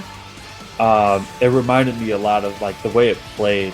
The 4v1. It's just like, it was, Outbreak was more, I think it was like you could have like 7 people or 8 people on your team, but it was like the idea of everyone has their power or their, this is what I'm good at, and it's like, okay, and then you got other people working with you to make that. I enjoyed Resistance, even though no one barely played it, but like my buddy and I played it for a week, and I said, if you have a team that's working together, this game is very fun. And it, you got your Dead by Daylights that are pretty much the same idea. Yeah, it's like Dead by Daylight is a game that I'm just shocked that it just keeps going. I'm like, I don't know how this game keeps going. I don't know who's playing it, but somehow it's still doing well enough for them to keep going. Yeah, it seems like that kind of like formula gets like kind of like becomes like cookie cutter towards like other games as well, where they're like, oh, well, that kind of like works, so it's like used for this property, and it gets kind of like a little dry from that, But I'm with you. Like, I don't know anybody that plays that game, like in person. Like, I've seen online people like, I'm playing Dead by Daylight, and I'm like, oh, okay. I was like, how's this still a thing? In a way. Yeah, I mean, they have Nicolas Cage coming to it, and I'm just like, what? Oh my God. Maybe that's why it's still a thing, because they keep doing stuff like that, where it's like, we're just gonna like keep on like adding more to like what's already like on this game already. Yeah, they have Michael Myers in there. They have, I think they have Ghostface in there. Yep, I know that they have the freaks from Saw, the people wearing the pig heads. I think they have a character that's like the girl from The Ring. I'm blanking on her name right now, and I think they have her literally in there. So they have like 2 versions of her. And then I think, if I'm not wrong, they added the Demogorgon from Stranger Things. Yeah. And it's just like, this is why this game still does well. Because people are coming in, they're going to play it for a couple months. They're like, oh, I want to play as this, and I also want to play as the survivor that they added there. And it's like, okay. And then it's like, goes for a couple months, and they're quiet. And it's like, okay. And then all of a sudden, and it's really a my wife likes to watch people on Twitch playing Mario Party. So I'm guessing Okay. there are other people like that who want to watch. They're going to watch 4 people play Dead by Daylight and just have a great time. And so that's clearly where that's going. Where like people are like, oh yeah, I'm going to watch this and just enjoy it. And so I guess that's how that game keeps getting money and somehow keeps being played. That those kind of games are also the issue with the industry, where everyone's trying to make a games as a service that's going to last them forever. And I don't think that was their initial goal with Dead by Daylight, and I think it's just panned out like that because they tried to make the Friday the 13th game. That didn't work out. Yeah. I know that they came out with a Evil Dead game. Yep. I don't think that went anywhere. Nope. And then now they're coming out with a Texas Chainsaw game. I don't think that's going to go anywhere. Nope. And it's so... I just don't know. The game industry is in a weird area where we're kind of going backward again, where everyone tried to make a Destiny-like, and now we're like, well, let's just keep making games like that. It's like, these are 1 in a million type things. Bungie doesn't even know how Destiny is still around. They probably are like, hey, we're going to keep it. And they had to make a second one because the first one was like, okay, it started off bad, and then it took until like towards the end for it to get good. And so I'm in the camp that it's just like you can't go out there and try to make that game. You just have to make a game, and then if it happens to be loved by everyone, you continue it. The reports on Redfall came out, and it's like a lot of people who were making that game did not want to make that type of game. They're like, we don't want to make this game, and a lot of people left that were making that. And it's like, you can't go out there and try to make the game that's going to last forever. You got to just make a game that happens to last forever. And that's a lot of the reasons why. It's like everyone wants to be Fortnite, everyone wants to be Minecraft that just lasts forever. And it's like, okay, I get that, but where is that gonna bring your developers when they're exhausted? They're like, I don't want to do this anymore, I want to do something different. And that's why we have so many like, oh, former workers of such and such are opening up a new studio, and then they make one game and it bombs, and then they have to quit and they have to go do something else, or they get lucky and it pans out, but it doesn't make them enough money. Just that, and unfortunately, that's the nature of the business that we're in right now. And then, exactly. I mean, the people behind it, like, they have to fall on the sword when it fails, and then they get like that attached to like their name, like this failure. So it's like when they go on to like whatever project's next, whether it's their own in their own studio, or they have to shut down and go somewhere else to work for another studio, you got that hanging on your head, and it just becomes like an albatross. And I mean, you're just gonna force people to like, do you want to work for this company that's gonna want to do this X project kind of thing? And it's just like, it's gonna fuck with people. It's gonna fuck with people, and it's gonna be like, is it really worth it to be in the line? Like, maybe I should just go away for like a couple of years. Yeah, and lucky enough, these big publishers are willing to dole out the bucks to these companies to take a risk, but that's only like 1 in 1,000 risk, where it used to be like, oh yeah, we'll line up these indie studios left and right, and they'll be ready to just throw out games left and right. I'm not the biggest fan of Game Pass, only because a lot of I hear the sentiment, oh, I'll just wait for it to come to Game Pass. Well, if you wanted to try the game, just get the game. Yeah. And I get it for reasons where, financially, it's clearly smarter just to get it on Game Pass.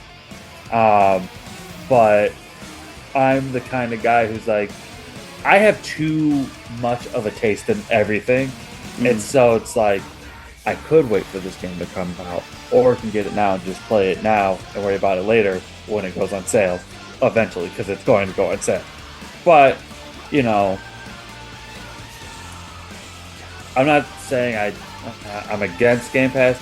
I'm against the sentiment of I'll just wait for it to come to Game Pass. It's like, well, you wanted to play it, just play the game. It's that it was weird that there was reports that Hi-Fi Rush that came out a couple months ago that it did well, blah blah blah, but financially it didn't pan out because nobody was buying for it. And then the director's like, no, that's not true.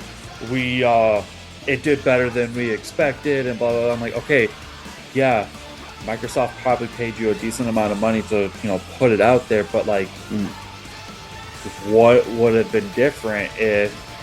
And it's a picking straw situation where it's like you're gonna eventually pull the short one, and that's unfortunately right now. A lot of Xbox games have been missed rather than hit because of a lot of that I think has to do with Xbox trying to be oh, we're gonna release a game, and then it's like, well, that game didn't pan out, or they're like, push it back, we're not ready.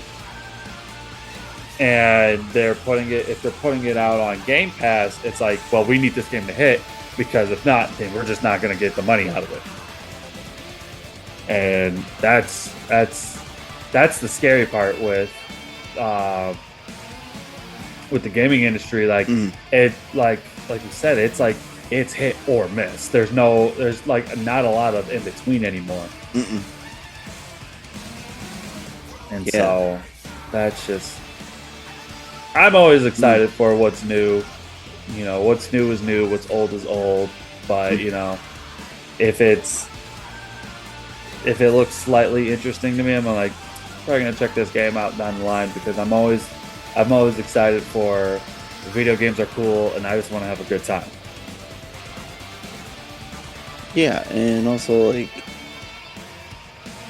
I was gonna say, like, I'm like not like liking how it's trending, where I think like a lot of the companies are kind of like want to steer towards like cloud gaming, and that's going to be an issue on its own.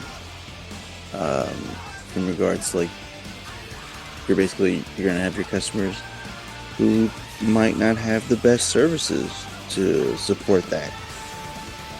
And I don't know, and just with the whole, like you said, with what was it, Redfall? Yeah. Right, I'm trying to tell. And then, like, fucking Phil Spencer's like saying like, oh, I'm falling on the sword on this one. It was my fault. And I'm like, well, was it really? Because you try to like force this, and then like look back on it, it's been delayed, and then you change the game entirely to fit this whole new thing you were trying to like make it into something else, and then you just end up with like something that just fails, and then you get people that just come around and just like mock you for your failures, and it's not gonna like look good, and then you're kind of tying yourself into a giant acquisition that's still it's still on its way. And I know it's like it's going to take a while, because it's like you're absorbing this entire studio, and all this money being exchanged. There's also another reason why it's like, and you got to go through like the whole rigmarole of like basically everyone has to like look at this deal, how much money is being put for this, like, what's the fairness to it, to the market, the free market, how fair is it? Then you have other companies complaining about it, saying like, this is not going to be fair towards us. Like, what about us? Like, what's this deal? Like, once this deal ends, like, are you going to basically handcuff us to like potentially pay for more for something that we've been getting before? And it just seems like it's just like we're probably going to be seeing a downturn pretty soon. Yeah. That whole Xbox Activision thing, as the PlayStation fanboy in me is like, oh no, this is stupid, blah blah blah. I get it. I get what they're gonna do. If you if you have any clue of business, you would know that if they were just to say no, PlayStation can't have it, then it's like they would be just throwing money away, literally. Yeah. And it's like they wouldn't do that. I think I still don't like Jim Ryan over at PlayStation. Like he just bothers me. He just talks. I'm like, do you know what you're saying? And it's like you don't sound like you know what's going on. Actually, you just kind of like, yeah, I'm just a head figure who does things. He doesn't have a personality.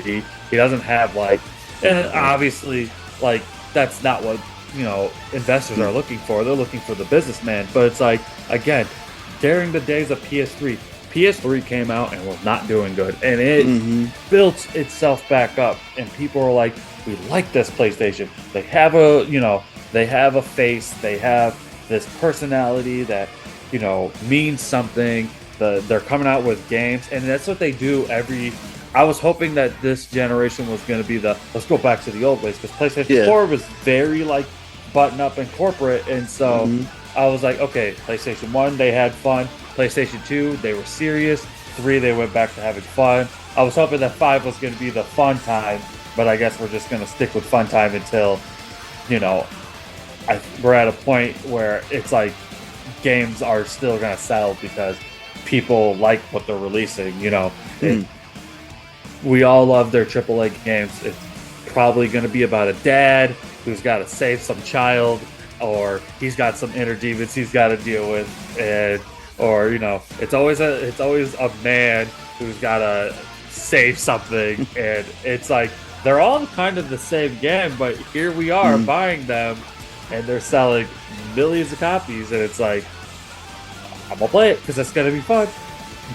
That's just their MO, but it's like it's that whole deal with Activision. It's like, yeah. When it came out, I said, "Do you?" My first thing was, "Do you really want all that drama with it?"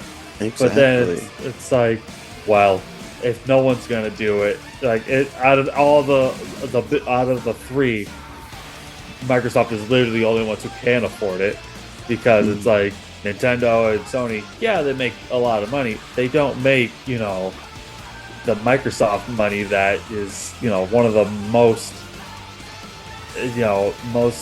profitable companies in the world. So it's like, okay, but then it's like, okay, do you really want that drama? Okay, yeah, if we get whatever Bobby Kotick, whatever fatty's name is, we'll get him out of here. And then we get all his people out of here. We can take the pieces that aren't fully messed up, have them do their own thing, and the pieces that are messed up, we'll make sure that we keep an eye on them, and they don't, ruin, people's lives or just ruin whatever. So it's definitely a huge risk for them on that, because it's not like there are people who don't know about like stuff that's going on in gaming industry, but they know about the Microsoft Activision deal. They know about all the drama that Activision did. It's like, it's like, it's not like one of those like the Kojima thing. That's an inside baseball thing. It's like, yeah, we all know the people who know what's going on in video games know about like anything that's going on with Kojima. But when it goes past that level, then you have an issue, and it's like, it's going to go through. I don't know when it's going to go through, but it's like, it would be really shocking if they were to be like, all those companies are like, nope, we're backing out. We don't want this to happen. I always joke around that I'm still butthurt about the FCC not letting AT&T buy T-Mobile. This was like 15, 20 years ago. And my mom used to work at AT&T, so for me it was like I knew about this, and it's like, oh yeah, I know about this little secret thing, and then she's like, oh, that's not happening anymore. I said, what? I said, that just I'm like, I was like, in all action, I'm like, who has T-Mobile? Now everyone has T-Mobile. Like, it's like you either have Verizon, T-Mobile, AT&T, and that's about it around, at least in America. So it's like, who knows that, but when then the whole Microsoft deal went down, I'm like, yeah, it's gonna happen, and it'd be really stupid for them not to just let the games, be keep, they're gonna keep or a handful of games. They're like, we're going to keep this over here because they know they're like that will get people to come over. But if it's like anything that's like obviously Call of Duty, it's going to make them crap loads of money, and it would just be stupid for them to say no, we're not allowing you to play the game. Like, okay. Yeah, it doesn't really make much sense. Like that's where also like another portion of the money would come into. Yeah, and with that whole cloud thing, that's where a lot of like the other financial people they're like, oh, it's this cloud thing. It's like you don't even know what you're talking about. It's out there, man. It's like we don't know what the cloud is, so it's like the people who know what's going on don't know, and so it's like, what do you know over there? It's like how there's the rumor that Kojima's making a cloud game with them. Yep, I was going to say that. What's this cloud game we're talking about? Is it all going to be played on the cloud? And it's like, are you telling me I can play it on my phone as I'm on the go? But like you said, not everyone has great internet structure. I mean, I live, I'm lucky enough to live, 30 minutes away from the city of Chicago, and I still have problems with the internet sometimes. Like, if I'm having problems, I can't. There are people still on dial-up. Oh God. Good luck. And I was gonna say, like, maybe Kojima knows what the cloud is, since his game's a cloud. He's like, I know the cloud, but he won't tell you. Maybe you have to play the game to figure out what the cloud is. And at the end of the game, you understand the cloud. You become the cloud. That would be such a fucking that was like a game like that was also announced, and obviously that was just announced because it felt like a free agent signing. Like how it was covered. For like Microsoft having a deal with Kojima, I was like, you guys are covering it as if this is like an actual sport. Like, I'm just looking around like we need like for this kind of shit, like we need like sort of like ESPN analysts like covering like gaming for this kind of shit. Like I need that kind of craziness. Like give me Mel Kiper, give me Stephen A. Smith to like get them like entwined in like understanding like what this world is and like kind of like bring their personality towards it. And I was like, they announced it. Obviously, there's nothing. There's nothing to it. Like maybe we'll get like something later on, or I don't know what happened to it. But they also like wanted to like do it's like, well, we want Death Stranding for the PC Game Pass. And I was like, oh, okay, that's kind of interesting. And then it kind of kept branching out, and I was like, then Apple had their thing, and then he was there to announce like, what was it? Death Stranding's coming to the Mac. I was like, poor Macs everywhere. Yeah, I was like, what the fuck is this? I was like, what? I was like, it's just, I don't know. This is like a weird and wild time, is what I'm thinking. It's definitely 2020 to blame because people realize they realize, well, why is everything else failing but video games are going up? Because no one's got nothing to do. They're just going to stay at home and play video games. It definitely ruined the secondhand market, I'll tell you that, because that's when everything just went out of control, where it's like, well, that and Pokemon cards, man. I'm glad I don't collect Pokemon cards, because people were, they were wild. They were fucking fighting into the streets and like robbing stores and like robbing people. Like this was Black Friday, but every day. Like, what the fuck is this? Like, the Pokemon cards? I was like, yo. I'm not even in that world, and I was like, this is fucking crazy. To the point, I think like Target was like, we're not carrying Pokemon cards anymore. For the safety of our customers. Yeah.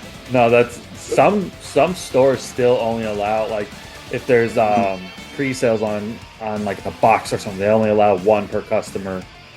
Kind of like what they were doing with the PlayStations for a while and the Xboxes, and it's just like, again, it's 2020 made people realize like, oh, this is the future.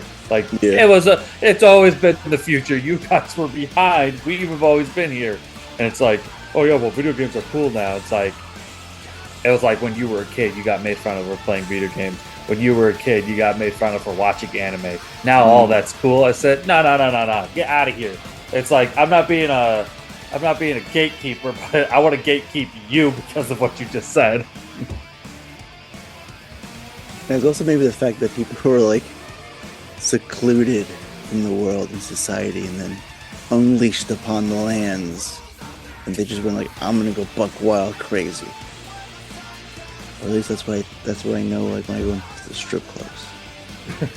Well, I was lucky enough that during that whole time I was out because my job required me to show up every day. So it's like working in a warehouse. It's like, yeah, we this ain't running automated.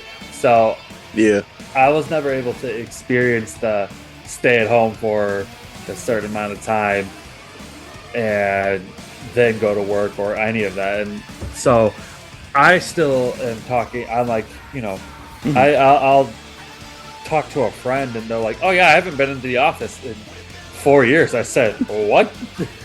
Like, yeah, I just do everything from home. I said, I mean, that's cool and all, but like, you just look at them and you're like, socially, we can see it's killing you right now. It sounds cool, but when you actually do it, it's a really bad idea. To tell you the truth.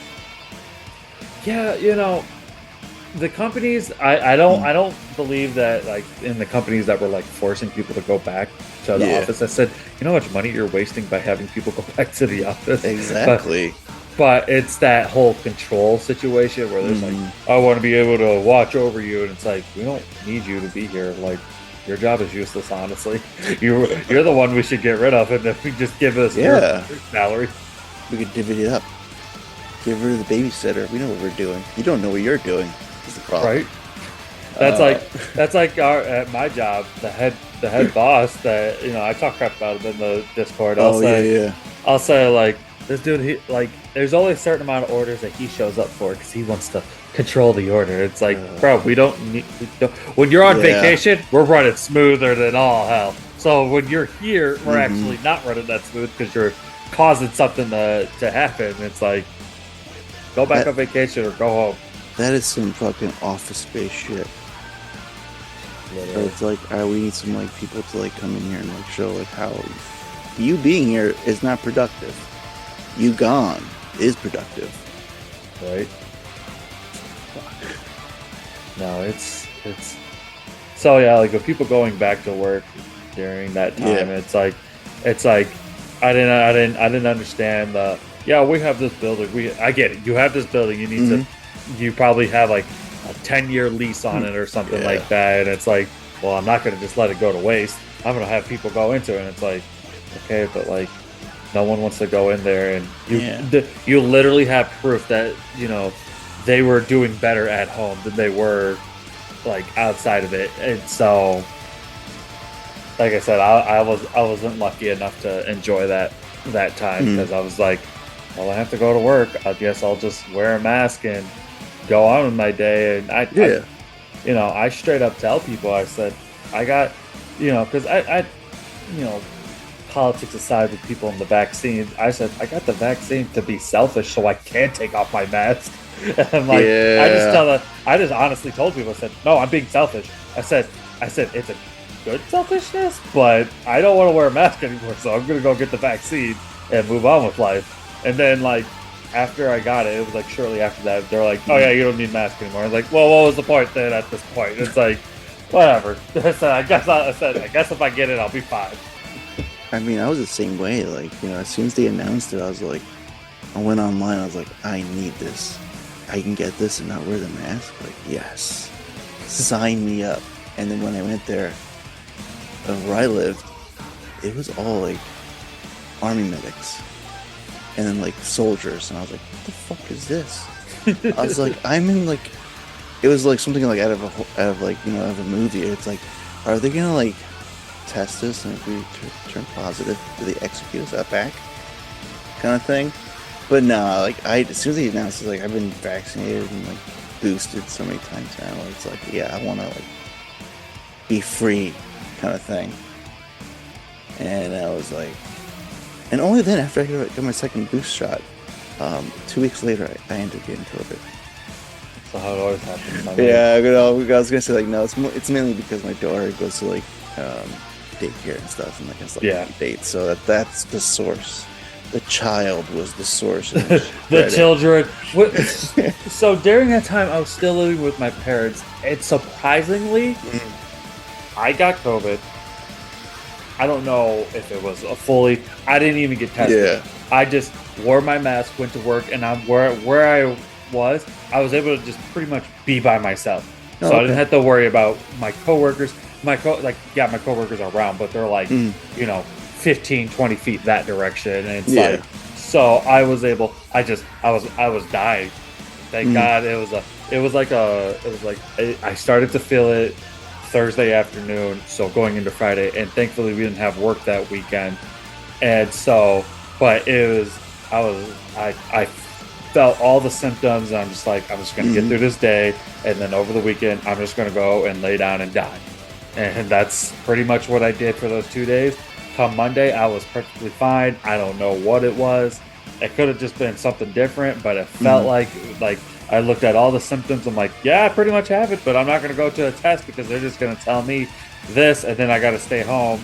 Yeah. And so, I told my parents, and they were fine. And then they're the health nuts, and they're the ones who've gotten it like twice. They're the ones who work out on a regular basis. They're the ones who eat a lot better than I do. Yeah. But that's because they're raising my nephew, and now around that time he was doing a lot of just schooling from home, so he didn't have to worry. But he still had sports, so he was still going out there and doing this and doing that, and so it was funny when my parents were like, "Oh yeah, this and that," and I'm like, he was at home for like 2 years. This kid had 1 year of middle school. Let's be honest with ourselves. Such wild and crazy times. That when you tell your daughter, she won't believe you. No. She'll be like, nah, that didn't happen. I don't know what you're talking about. Like, what? The world shut down? No. So wait a minute, the world shut down, and then within a couple of weeks, the weather was better? That's weird. Do you remember that? No. It was like brief, but I was like, yeah, because everybody's at home, you shut literally everything down. And I was like, that's why it's slightly better. I was like, no, we're not, you're not gonna like, what do you call it? Negate any like climate issues. Like, we've gone beyond that, dude. We've gone beyond that, my friend. It's like, I'm in New York right now, and in the city, it looks like Blade Runner. Yeah. Like the smoggy redness kind of thing. Yeah. And what's wild about that is that it's kind of like what happened with California. Like, back in, I think it was 2020, where they were having the fires. Everything was red. And it's like, I said, oh, the New York people are going through the same thing. We're going to get it. But instead of it being in their state, it's in the country above them. It's in Canada. Which is even crazier. Like, I was just like I felt like that guy who didn't know anything that was going on. And then I'm like, they're like I said, I was watching the Yankees game, and they're like, the smoke. And my wife's like, yeah, you don't know about the fires in Canada? I said, you know something about the news that I don't? And I'm like, I had to go look into it. I said, oh, fire. I said, Canada's on fire. Yeah, I don't know where. I just know it's Canadian wildfires. And I was like, you know how close Canada is to New York? I said, that's a whole nother country. It's different, though. It's like, I said, it'd be, I know you got, I know New York is close, but I said, I said, the idea of it, it's a whole nother country compared to California. It was the whole state. Like, it's still the same state. Yeah. So then I told my wife that, and I told her, like, it's California. What happened in California? It's like a couple years back. We got that right now. And I literally told her, like, well, we're not going to get, like, beautiful weather or something, or, like, great sunshine. Right. It's just going to be, like, red. And, like, don't breathe, by the way, when you're outside. It's kind of like that thing where it's like, stay indoors. I was like, oh, okay. But I have to go to work. Bye. Right. Yeah. Yeah, no, that's. I bet you guys get like Mm. humid weather. Yeah, yeah, it does get humidity in here. Yeah, How's when your I was gonna say, how's your weather? the past couple days have been decent. They've been like 75, but we were just getting Mm. off of like The 95 heat degree wave. weather. Yeah. And it's like people in California are like, oh, it's so cold. It's 68 degrees. I said, shut Shut the up. fuck up, I said, let me get my shorts. California I people. said, let me get my perfect weather is long sleeves and shorts. Dude, I wear a sweater when I go outside in hot weather, but I have shorts though. Shorts and flip flops. If I have that, I'm good to go. Yeah, That's my thing. I'm a long sleeve and shorts guy. That's my perfect weather. I always tell people when we move to Colorado. I don't know when I'll do it, but I want to. Uh, so Tyler, I was gonna say, is there anything else that you want to like bring up or talk about or you possibly shit upon? No, this is pretty long, so I don't know. Yeah, I was gonna say, like, I don't know how long you want. I think we're at a good point. Yeah, no, definitely. I I think mean, so. it was definitely fun. I'm a talker, so I can go on for hours talking about nothing and everything. No, I was gonna say like that's perfect. Like, like the way I do it is like, for each episode it's sort of like a digital journal entry to like fans of the series. And we'll talk about Metal Gear. We'll also talk about like what about this person that likes about the series and go to dive a little deeper about that person as well. So that's like kind of like my thing. What I've been doing this podcast. Yeah, that's great. I mean, it's fun to have a goal, but then it's okay to like you're not gonna force the goal. It's like we can get off the goal. Let's go talk about something else. Let's be honest. Podcasts are just about talking about life. Yes. And that's how they all turn into. And it's like, yeah, well, that's what. Just like we did. Yeah, I mean, I was I'll say the one thing that 2020 gave us. No, it was more like 2019. Yeah. I was getting into podcast because of my last job. Mm. I always say that with other people. With my last job, I found this podcast. Well, not this, but Metal Gear Mondays. Yeah. Through just like figuring things out. At my job, I was just like, I was trying to listen to like Metal Gear music, and then I just found it, and then I was just like, okay, and I found it at like a quick point. I think that they were on their first hiatus, and so I was just kind of like, oh yeah, I'll listen to this and see how it goes, and that was actually like one of the first podcasts I actually got into, and now I have too many podcasts that I don't have enough time to listen to them all. Yeah, no, I was gonna say like for Metal Gear Mondays, I found it during the pandemic when it was all shut down, and I literally needed something to like kind of kill the silence. Because where I was working, it was just really bare bones and hardly any much people. So there's like not much really to talk about, and everybody's afraid to like be close. And I was like, all right, I need just something to like kill the time, and I kind of like found them like pure happenstance just by typing in Metal Gear into my app, and there they were. And I think it was in the middle of like Revengeance, and I just was like, let me go back to the beginning. I was like, I usually like, all right, let me go back to the beginning, see how I like it. And yeah, just like once I started with like, well, it would have been like the remastered of Metal Gear MGS. And once I listened to it, I was like, I just got hooked. And I just kept going. And then hearing the news of like they were shutting it down, I was like, oh, well, I still have like 200 episodes, but now I know when the expiration date's gonna hit, kind of thing. And yeah, it's just been like a really great time, like listening to this group of like host and the guests they brought on. And it's just, I just kind of like clambered on and just like went into the Discord and just like that's where I pretty much found most of you guys.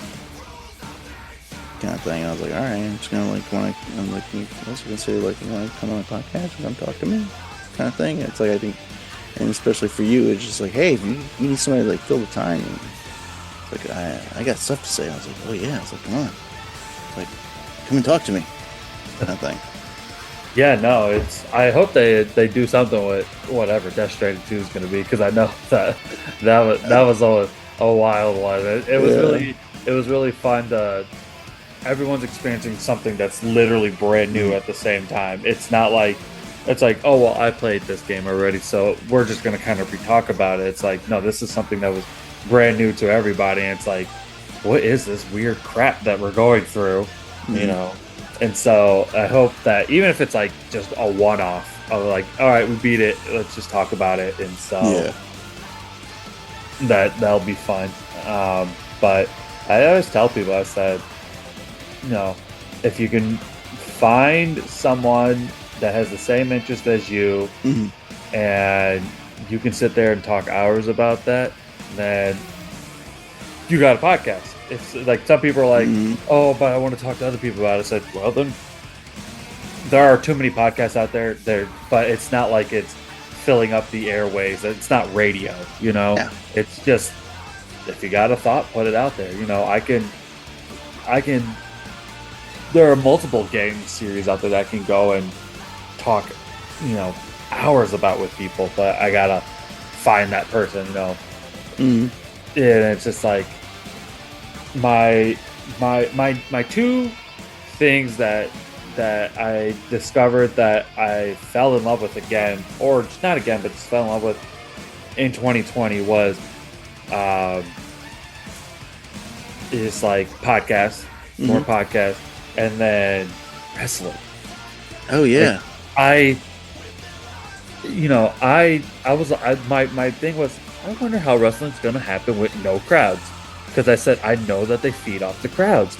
And so that was what got me into watching. I was watching WWE, and I said, this is ridiculous. There is nobody there. I thought they were like, no, they'll still have people there, blah, blah, blah. I said, no, there's literally nobody here. And then from there, I've gotten sucked into it. And it's like, I was telling my wife this, like, I think this was like around this time last year when all the scandals of Vince McMahon were coming out. Oh, yeah. I said, this is the most dramatic stuff in my life right now. I said, I have nothing else to really worry about. Like, and then like there was the words of they were going to sell to the Saudi Arabians.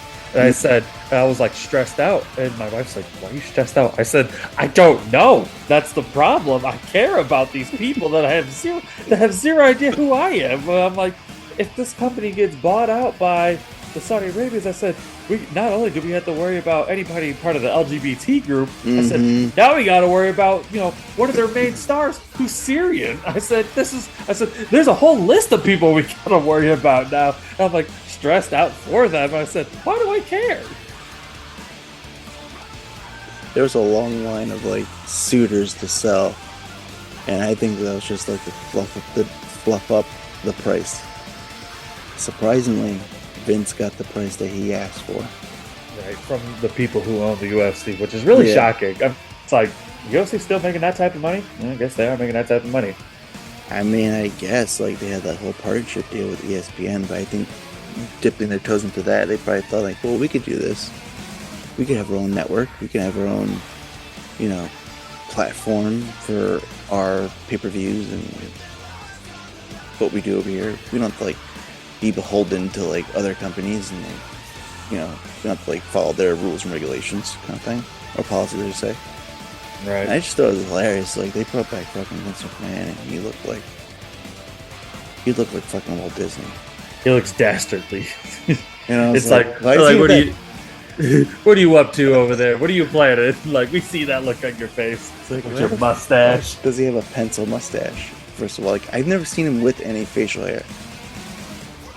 From the time I've watched wrestling. And I'm trying to think. Yeah, no, I mean, They He's show usually old. He's usually clean shaven. It's yeah. either he has hair or doesn't have hair, but that's about it. Yeah, it's like when they show up Vince McMahon, they're usually on like social media. It's like it's not now. It's Vince McMahon from like I think it's like 30 to 40 years ago. And I was like, yeah, you don't want to show him right now what he looks like now. It's not pretty in a sense. But that was fucking hilarious. The whole like, we're gonna have wrestling and there's nobody in the crowds. This is gonna be great. That was a great WrestleMania. Wink, wink. That one time. Yeah, no, I mean, I did. If I said Yeah. if I was able to watch wrestling at its quote unquote Mhm. worst because there were no crowds, I could watch almost anything at this point. And it's like, you know, I love it for the drama. Mhm. I what it is I really love it for the athleticism. There are people who do things, and it's like that because I stopped watching wrestling around sixth grade, seventh grade when it wasn't Mhm. quote unquote cool anymore. Yeah. And so I'm like, okay, cool, whatever, I don't care. And then like that was actually around the same time, like around the same time I found Metal Gear Mondays. Was around like I started like hearing things about wrestling again. I said, well, who's this guy? And my buddy, another friend of Mhm. mine, be like, oh yeah, it's that story. And I'm just like, oh, okay, I don't really care, but that's cool. And then like 2020 hit, and it was there was one or two things that happened. It was the return of Edge. I said he was gone, and so I'm like, okay. And then Yeah. the COVID hit. I said, how are they gonna have wrestling with no crowds? And then it's like, Mhm. and then that was that whole 2020, and then I didn't turn back, and it's it's a real thing. I'm just like I fell deep into wrestling again, and Mhm. who would ever think that? But it's fun, and I just like I always tell people it's my second time job. I watch too much of it because Mhm. I said WWE's got 3 shows a week. AEW's got like 3 shows a week. I'll Yeah. keep up with the stuff in Japan, the other companies around. It's like it's a part-time job. And I said, and do I hate it? I hate the people. I don't hate the entertainment. I said it's the fans that are ruining it, just like any other fandom. It's the fans that ruin it. It's just like so much. Like for me, it gets to a point where it's like, all right, I gotta like kind of like figure out the sweet spot to like keep up with like all the storylines and like what's happening. And when I go on social media, it just kind of gets like derailed. Like, oh fuck, I spoiled myself for this one. I was like, all right, next kind of thing for me. But for wrestling, it's just been like, I was kind of like on and off of it like I haven't watched it started watching it like before the pandemic hit kind of thing. Before that I kind of like stopped watching it and I was like, not for me anymore. It's like kind of like steer away from other areas and then returning to it like, you know, going into like the pandemic and the shutdown and I was like, all right, this is good entertainment fun because like I kind of need like this kind of like stories and shenanigans that this provides kind of thing for me. And it's just like it was pretty enjoyable. Like what I kind of wish they did do was kind of like maintain like these weird fucking stories they were doing that I thought like were kind of made it sort of interesting. Like I remember like they had fucking I remember like they had like Money in the Bank in like the headquarters in Stamford, Connecticut. Yeah, And and I remember watching that, and yeah, they murdered Rey Mysterio because yes, they threw him off of a, I was off a like, building. I'm I would like, did we just murder this man? I would have accepted that storyline than the whole father son thing where it's like, all right, I'll take it. I'll watch a father go beat his son on a pay-per-view kind of thing. But it's like I kind of like would have kind of enjoyed that. Like Rey Mysterio just got murdered. I was like, can we have his son kind of go like, I'm gonna avenge my father's death, kind of thing? Like I don't know. I mean, and I kind of wish like that the whole um, like what was it, Bray Wyatt and the Fiend character, like he just fucking made John Cena disappear. I was like, could we get like, could we have gone down that route? Like maybe Cena was in some kind of fucking weird alternate dimension, of like make a riff on Stranger Things, but like he's stuck in like the timelines of like the wrestling what they did with like during that pay-per-view. And that would have been kind of like interesting for its time because like you don't really need him in person. You could have just filmed that shit. And I don't know. There's just like so many weird things that were happening during that time where it's like I kind of wish they kept like nuggets of. Yeah, that was all because the whims of that psycho known as Vince McMahon. He doesn't know what he wants, so he always changes No. his mind. And I'm glad that he's not full. He is back, but he's not Yeah, but not fully back. creative. And but he does change parts of the show. Like Yeah. he'll send things, and it's just you just can go week to week, and you're just like, I'm hoping that This is not for- a Vince week. yeah, this is not a Vince week, and he just stays as I always tell like people, I'm like, there have been people who have died at like 50 something years old. I said, this man's 80 plus years old. He sleeps 4 hours a night and he's alive. I said, How? that's like the equivalent of someone smoking a pack of cigarettes every day and they're 95. It's like, it doesn't make any sense. How are you still kicking? But the people who take care of themselves are the ones that die early. Mm-hmm. I was gonna say, this might be the tail end of the episode, Tyler. Yeah. Because I was gonna say it's getting pretty late, and I'm gonna say like, if anybody want to reach you, where can they reach you on social media if you have any social media? Since Twitter's a cesspool, we stay away from there. I'm only on there to laugh at everyone. Mm-hmm. Facebook's for really just personal people. But Yeah. on Instagram, I'll post a review of whatever I beat, and it's Throw in the Win. I'll send that to you, but that's usually where you'll see me most active, I would say, or in the Discord. You always could find me in Discord saying something, sharing a link to something. But yeah, usually my Instagram is normally where I'm at. So like I said, Throw in the Wind is what it is. And like I said, most of it is just whatever game I just beat. That's normally what my Instagram is full of. So Yeah, I'm gonna put it all in the show notes, like whenever you send the link. And I want to thank you again for coming on the podcast. I had a really good time chatting with you and getting to know you. yeah, no, I had a great time. Thank you.